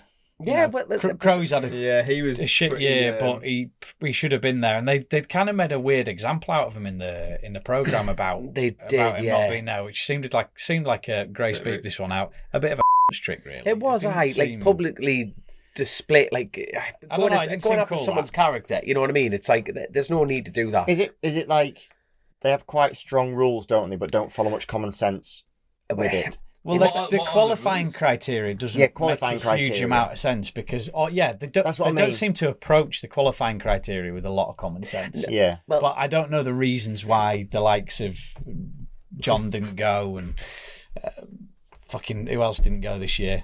Dave Johnson didn't go. You know what I mean? There was a lot of people that didn't go. But even for the people that don't know about Crowey's situation, his lap times on there are fast. He is on the pace, and he's got a lot of experience around Macau Grand Prix. Now, the criteria is you have to do the Northwest or the TT. Now, actually, in the actual fine line of it is you have to complete the races. Now, Crowey didn't go to the Northwest because he didn't have he had to save his engines. But traditionally, he doesn't go to the Northwest. He doesn't go to the Northwest. He's a privateer, he's obviously, he's running his own outfit and he just focuses on, he doesn't want to take the risk in the Northwest. What's the reason for there? Just because you've done the events, basically? So it's a road race. It's the Premier road races, aren't they? So they international road race. Yeah. If you're doing the Northwest and the TT, you are, but it used to be like the also used to be involved in that criteria as well. It's got to be that year, the same year. Yeah. So it's now with Crow's situation, he actually was doing qualifying laps, but unfortunately he broke down in the races. He made the races, but he broke down. But the way the Macau organizer saw it, he didn't complete a race, so he didn't actually meet the criteria of going to Macau. But the entry list was lacking the numbers that it had the previous year. The entry numbers were low. And it was lacking the calibre of riders. Well, just to give them the benefit of the doubt, and I might be completely wrong, but do you think it might be an insurance stipulation? It will be. There'll be so many... rather than just someone that's decided... Sticking the fingers up at Phil Crow, 100%. But if something happens legally, they cover it. What I mean is if it's an insurance stipulation, they have no... they've got the hands there's nothing tied. they can do. But they didn't say that in in that article that they did in the programme, Oh, did did they? they? No, it was a really weird... It was basically because Growy was quite vocal and said, I haven't had a fucking entry, even though, as Dom He was said, at the my races, times have and done I'm this, keen I've to been go. here, and I've done this speed, and I've been so many times before, and, unfortunate, the TT. They then made like this weird example out of him and put a piece in the programme about basically saying, oh, look, Crowie's pissed off, but this is our take on it, is that he didn't meet the criteria. Right. But the reason that the calibre wasn't there is because of previous riders not returning. That's the only reason, because there was a lot of newcomers who haven't been to the event and haven't, you wouldn't, to be blunt, the lads, some of the competitors weren't in the side of the top 20 of the TT because of their lack of experience at the TT. It's not because they're poor riders. No. Now, you know what I mean? I agree with you completely. And they all got chucked in the deep end because there were a serious lack of numbers at the Macau. And it was just one of those unfortunate years. But where I will give credit to the Macau Grand Prix is they didn't just go, well, we won't have a race. Racing's still racing. You know what I mean? They still unfortunately, the weather didn't allow it. Didn't actually have a race. No, but in the same breath, though, they literally just went, well, you've met the criteria. You've completed a race at the Isle of Man TT, or in fact, the Northwest. So does that mean I could have gone? Basically. You could have had no, because you haven't done a big bike. To do the TT. Oh, it has to. No. You can even do the Northwest. But it had to be on a big bike. It had to be on a big bike because it's a 1,000cc race, so you wouldn't have been allowed to go. Now, but in the same breath, though, it's but it's good that the event is still going well. People have hit the criteria. So they can ride. Well, here's an invitation. Do you want to come race? It's not the Macau's fault. Like, well, you're not going. I got an invite, and unfortunately I rang. Marcus Simpson went, didn't he? Yeah, but he finished TT races, and you know what I mean. But then there was a lot of newcomers, and it was just you didn't have like Stuart Easton, Glenn Irwin, Peter Hickmans. There wasn't that hungry cluster fucking Liz Bower of going, who the hell's gonna have this? Danny Webb, Lee Johnson. Lee Johnson. You know what I mean. Sweeney wasn't there. Gaz. Yeah, exactly. There's been years of that. To be invited was everyone was clawing at the door. Brooksy. Yeah, Brooksy. There's another one. But on a Gaz Johnson note, Gaz has had a tough time actually because his femur. He had to have all the metalwork out of his femur, and I think Gaz has been going through it a little bit. I had a bit of a catch up with him the other day, and he's feeling better. He's on the up, and I think we'll see him at the TT next year. He's going to come back to the TT, which would be good because we need the numbers to stay up. But yeah. I know Gaz has sort of had a bit of a shit time and a bit of a rough ride with the injury job, so yeah, but it'd be good to see him back. No, 100%. And the good thing is, we went through a bit of a doom and gloom thing last year in roads, but the good thing is, it's like everyone's saying, well, that was the last Cookstown. Cookstown's back on the calendar, and me personally, I'm over the moon to announce this. Tanragee is back on the calendar, and not like that. Now that's a road race. That is a proper, I'm smiling thinking about it. That is a proper road race. Now, they've changed the calendar dates on it, so it's later on in the year, so they're not going to get the shite weather on it, but it's just after the TT. But one of the unfortunate things are Moy clashes with brands. So we won't have the likes of Davey... Well, saying that, I have no idea what Davey Todd's plans are. He's not sitting here telling us. Right, but he'll not be... He won't be... I can only assume he's chasing after a BSB, he's going to be at Brands Hatch, contracted side, but we won't see him back at Armoy. But that's a real... It's a right kick now. That's a shame, that. Why? Now everyone at Armoy, the fact that they've kept that event alive, that event is up there with the Northwest, in my opinion. Shoot me down, I don't care what you say. History doesn't make the man that you are today. Armoy can stand on its own 2 feet, but they've got to put the road closures in so early to get the permission to run the events. Now, unfortunately, they put the road closures in. BSB then announced they went to try and apply to change it, weren't allowed to change it. Right. So it's not it's not the Armoy club going, oh, we're going to stand my ground, we're better than you and blah, blah, blah, blah, blah. And in the same breath, it's also the BSB side of it, you know what I mean? I'm not sitting in the office, I haven't gone, here's an idea. It's just...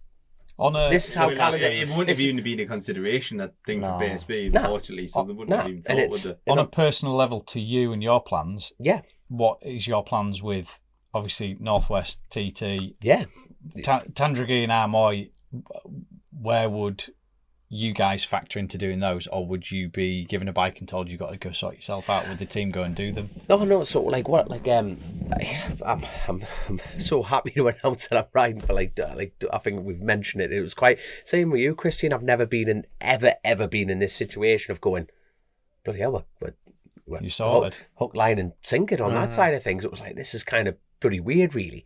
But what I'm over the moon with is just I know exactly where I stand, how I stand, and it's just and for Alan and the WTF team, I'm doing the Northwest and the TT.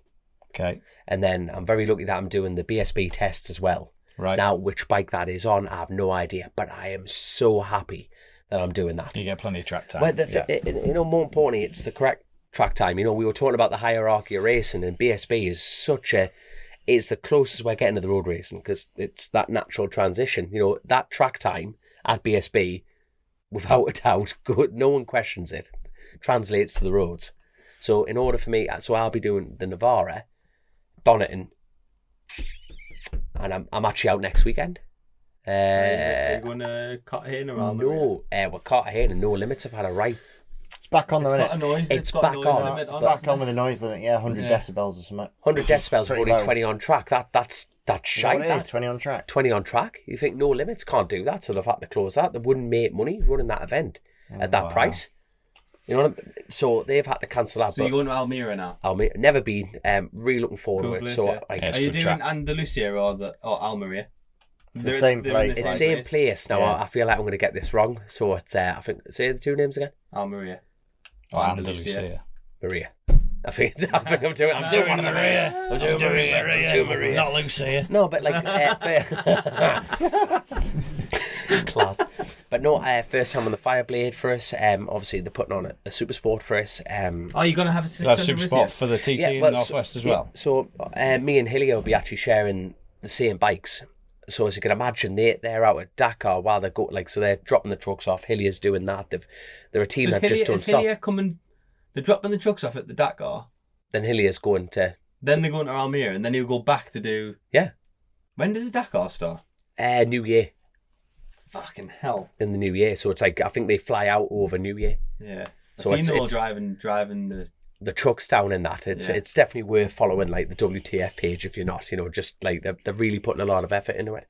But like, So where would that sit you for Tandragee? so the good thing is like with Alan, Alan's like Dominic, as long as you're on my bikes at the Northwest TT, go do what you want. Right. But what is good about that is I won't be able to do Alton Park BSB, the actual race, because it's the week that leads onto the Northwest. Yeah. Yeah. So obviously, but bearing in mind, it's WTF. Well, so the OMG team just put a WTF t-shirt on. Yeah. So I'm very lucky that I'm racing for this team. But then that the logistic element of it alone as well. The whole team have they're just gonna pack up everything from Alton Park and go straight to the Northwest. Yeah. Then They did this year. They did this 'Cause I year. was spannering for John, and John literally went from Alton to the ferry to the Northwest. They are. And then they've got to do the same because there's a Donington round between Northwest and the TT. Yeah. Jesus Christ. So it's like, you know what I mean? Like it's a team that doesn't stop. So you can imagine just Are you going to do a few BSBs then? I would like to do that. So I've got my own Ducati V2 and Alan's fully given me the full stamp, go ahead and you crack on, son. So what I would like to do is I would like to compete in Super Sport Cup. So that 8 rounds out with it. So arguably it's actually the only championship I can ever do. Now, Because of missing rounds. because of the missing rounds kind of thing, and I've never had a championship. Even when I did I was very lucky when Belgrave and like the F900, but I missed 3 of the rounds because of my roads commit. Because I want to do the roads kind of things, and it's a championship that I can't do, and it would be nice to actually build a benchmark for myself. Because when I went to Donington Park this year on my Ducati, I knocked just shy of 4 seconds off my lap time. Wow. Just because it was BSB qualifying, like Chrissy always said, just put, bite the screen and go for it, and you don't. Crispy special. I was having to dish them out, and then I got knocked off. That was a good laugh. But it's the right environment. It's no secret, you know what I mean. But I came in, it was just and there's Andy and Lauren going, you've knocked off you've gone 3.2 seconds quicker. And you're like, even in the wet, I was over the moon with that because I got a pit board and it was like was it like a 12? Then it went to 11th and then I jumped to 9th and I saw 6 and I pulled in. Why have you pulled in? I went, I'm parking up. Why? I can't afford to crash it. I'm having a great time. And then I dropped straight back because it started to dry up and it dropped me all the way back to like 20th in like free practice. And I've never been more like, yeah, that'll do me. Man, I missed like half an hour of the session in 15 minutes. I just took my brain out and went for it. And I just went, I'll just not write my bike off on day one. But I'm realistic. I think the entry fee is just like, it's like over $5,000. But with BSB, you can pay it in installments. Right. So to be blunt, I'm over the moon because a good friend of mine, Tony Rolls, he's kindly going to put the first third of the entry fee up for us. So I've got that entry spot. Well, obviously when the entry's open, hopefully. But I can commit myself at 3 rounds at a time. Yeah. Like in my own mind, I can chuck everything I am and at those 3 rounds. So if I crash my bike, I'll find the money. I'll build my bike, do the next one. Then after that, I'm not having to sell my soul to go, I will do 8 rounds. So I'm over the moon that installment system's there, that I can actually go, right, let's see where we're at. Yeah. Not positions or anything like that. I don't give a I want to progress as a rider. So if I can do the 8 rounds, I'll be over the moon. But it's a not want to run a Honda? Is that not an option for you? It's one of those. It's like, obviously we've had like, you're very good friends with Jack Kennedy, and it's like the fact that they've got a Honda 600 and it's 119 brake. Yeah. You have to have 2, 3, possibly even 4 engines in rotation to be at the sharp end. Now, don't get me wrong, Jack Kennedy can ride a unicycle. Dean Harrison's doing an outstanding job. The bike is brilliant at its top level. The cost to run the Honda versus the Ducati is too much. Well, that's it. It's that infrastructure thing again, isn't it? You're starting from scratch. 100%. You know, I've got I bought a V2. You know, we pretty much bought with V2s at the same time, and there's no such thing as cheap racing. But I can refresh the engine. And I've got an engine that, in theory, bar fuck-ups, do the whole season. It should do the whole 8 rounds, as well as me doing Armoy and the Tamragee. Are you going to do that on your Ducati? Oh, God, I'm desperate. I'm absolutely desperate to do it. With the wings on or off? I don't want to jump too far at Tamragee, you know what I mean? So it's with the wings, you just... No, he's got what jumps? He's got them on little bushes, so they spin rounds when he takes off. It helps him fly. DRS on his... But I think... on his Ducati. A Temu one. But I think what Alan's going to... the WTF team, what they're going to give us is a 600 is going to be better than my Ducati. Right. For the roads. You know what I mean? Yeah. And it's like, but... because they can do that. That's it. So obviously my plan and my focus is to give absolutely everything to WTF. So I will only be riding my Ducati thereafter. Because you've got it and it's there. And and the thing is, I want to better myself. You know, I'm not going there going, I'm going to fucking win this. It's like, I want that butt of going 3 seconds. Because we all ride bikes and just go, you want improvement? Yeah, so he's leading races, and I bet he's looking for a faster lap time. We could have a little Chasin The Racing camp at some BSB rounds this year then, maybe.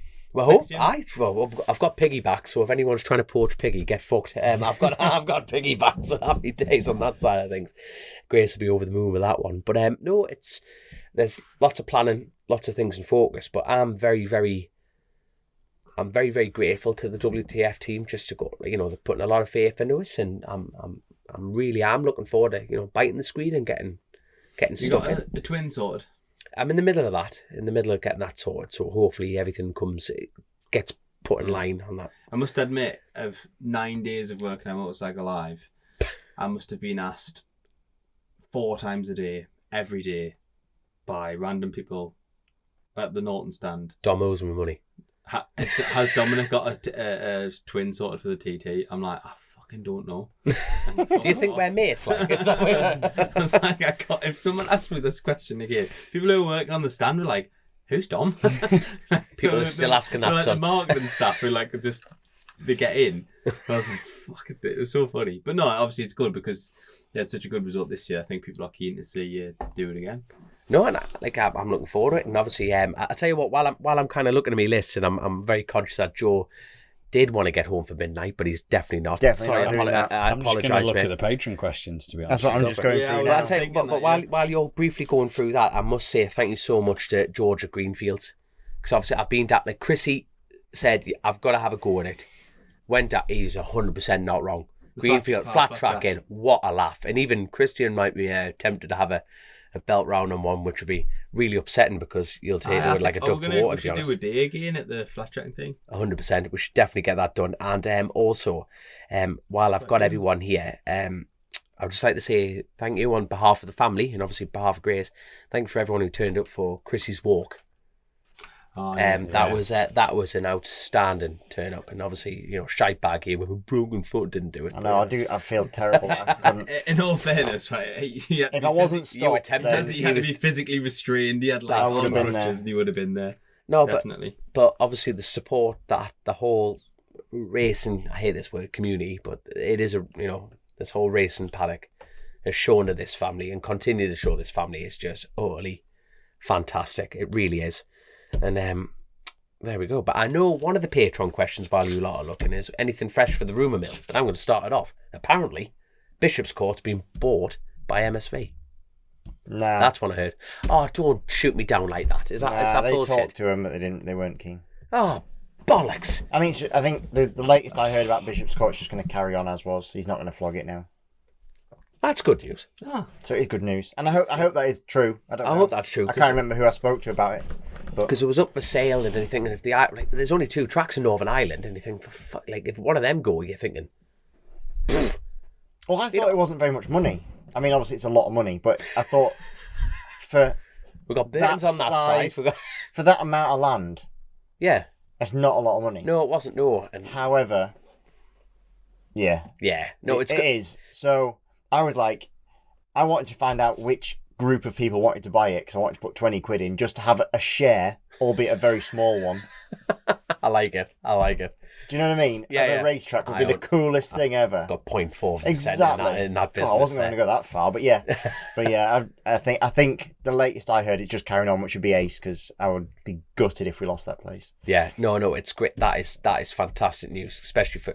But I did hear that MSV had spoke or like put the feelers out. But yeah, it didn't happen. But if Jonathan Palmer's listening there, go put your hand back in your pocket and get BSB to Northern Ireland. Imagine it. Listen, I'm a big advocate for having Northern Ireland, Wales, Scotland, and English tracks. Yeah.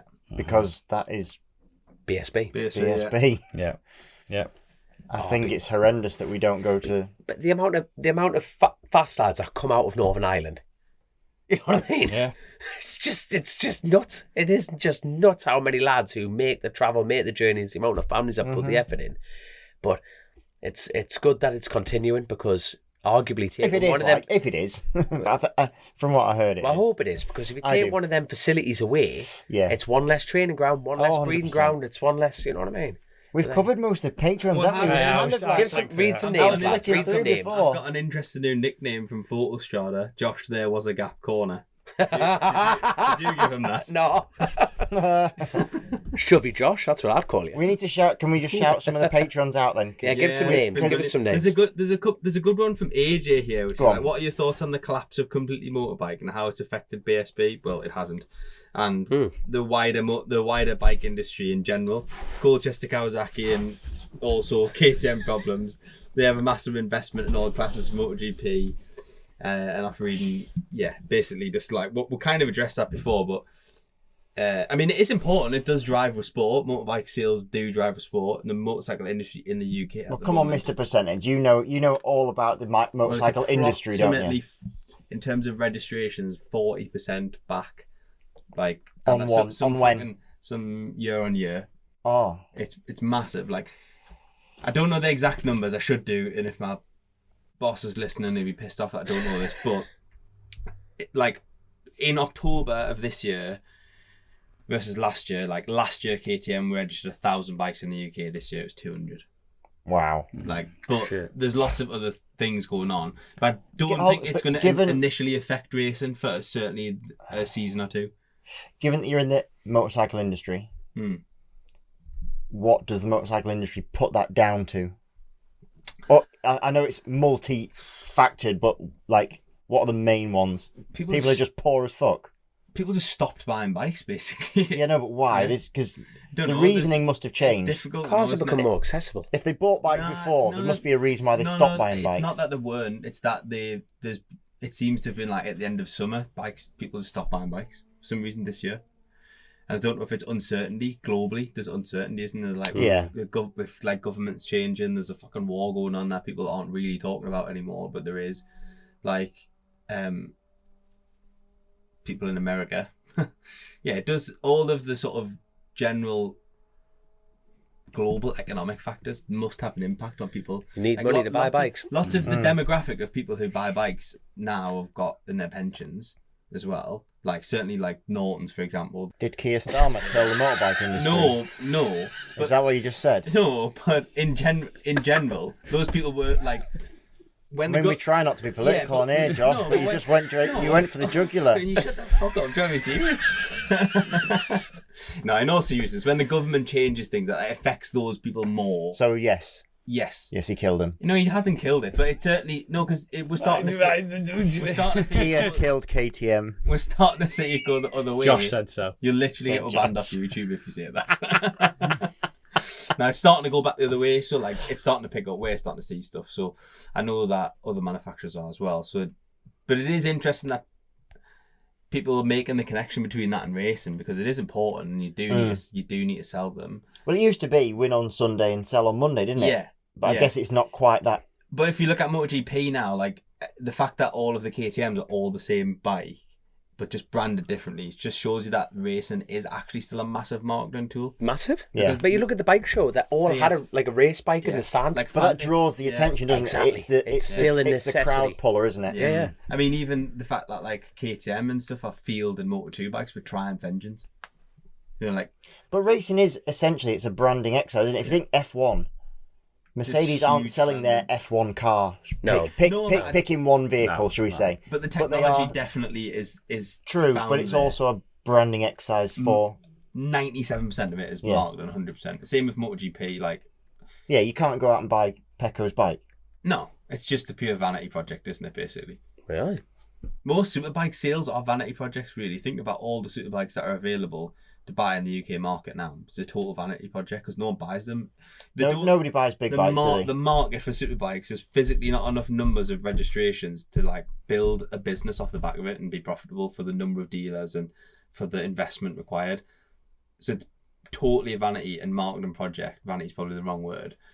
Marketing project for them to say, this is what we can do, but actually you should buy this fucking shit thing down here that does 2 miles an hour, but you can commute into London on it. Mm-hmm. In a nutshell. There you go. Oh shit. There you go. But maybe don't know. It'll be interesting to see how it'll affect racing over the next year or so as well. Maybe some classes as well. Still think there's an adventure bike class that was at Is there? the Bordeaux. There was. Weirdly, I saw a picture of that It somewhere. looks fucking cool, that thing. Yeah. I'd love to see that. in There's Britain. more of these weird and wonderful classes coming in. Yeah. I'm never a big fan of them, to be fair. That's because he's factory. Well, no, I just think they're stupid. And then I have to say sorry at the end of the year when it turned out to be right Yeah. good. Yeah, you know, a year ago when I said them adventure bike racing was... Shit. Fast forward to Well, I all really think they're mint. It was getting 6 figures to ride one. He'd be like, "It's the fucking best thing I've ever seen." No, I'm not keen. It's like that bagger racing. Them boys are the best paid racers, I think, pretty much on the planet. The And I'm bagger just racing not keen. is mental, to be fair. I'd But go in a heartbeat. Sorry, that was. I thought that was interesting. That That was a good question. Thank you to AJ. I think we've Read out some Lots of names. people want Give us to hear you talk about yourself, which is good because we've done a bit of that. Yeah, that is good. But Craig, thank you. Connor, thank you. Rob, thank you. Tony. Erin, Rob, Dave Rutherford.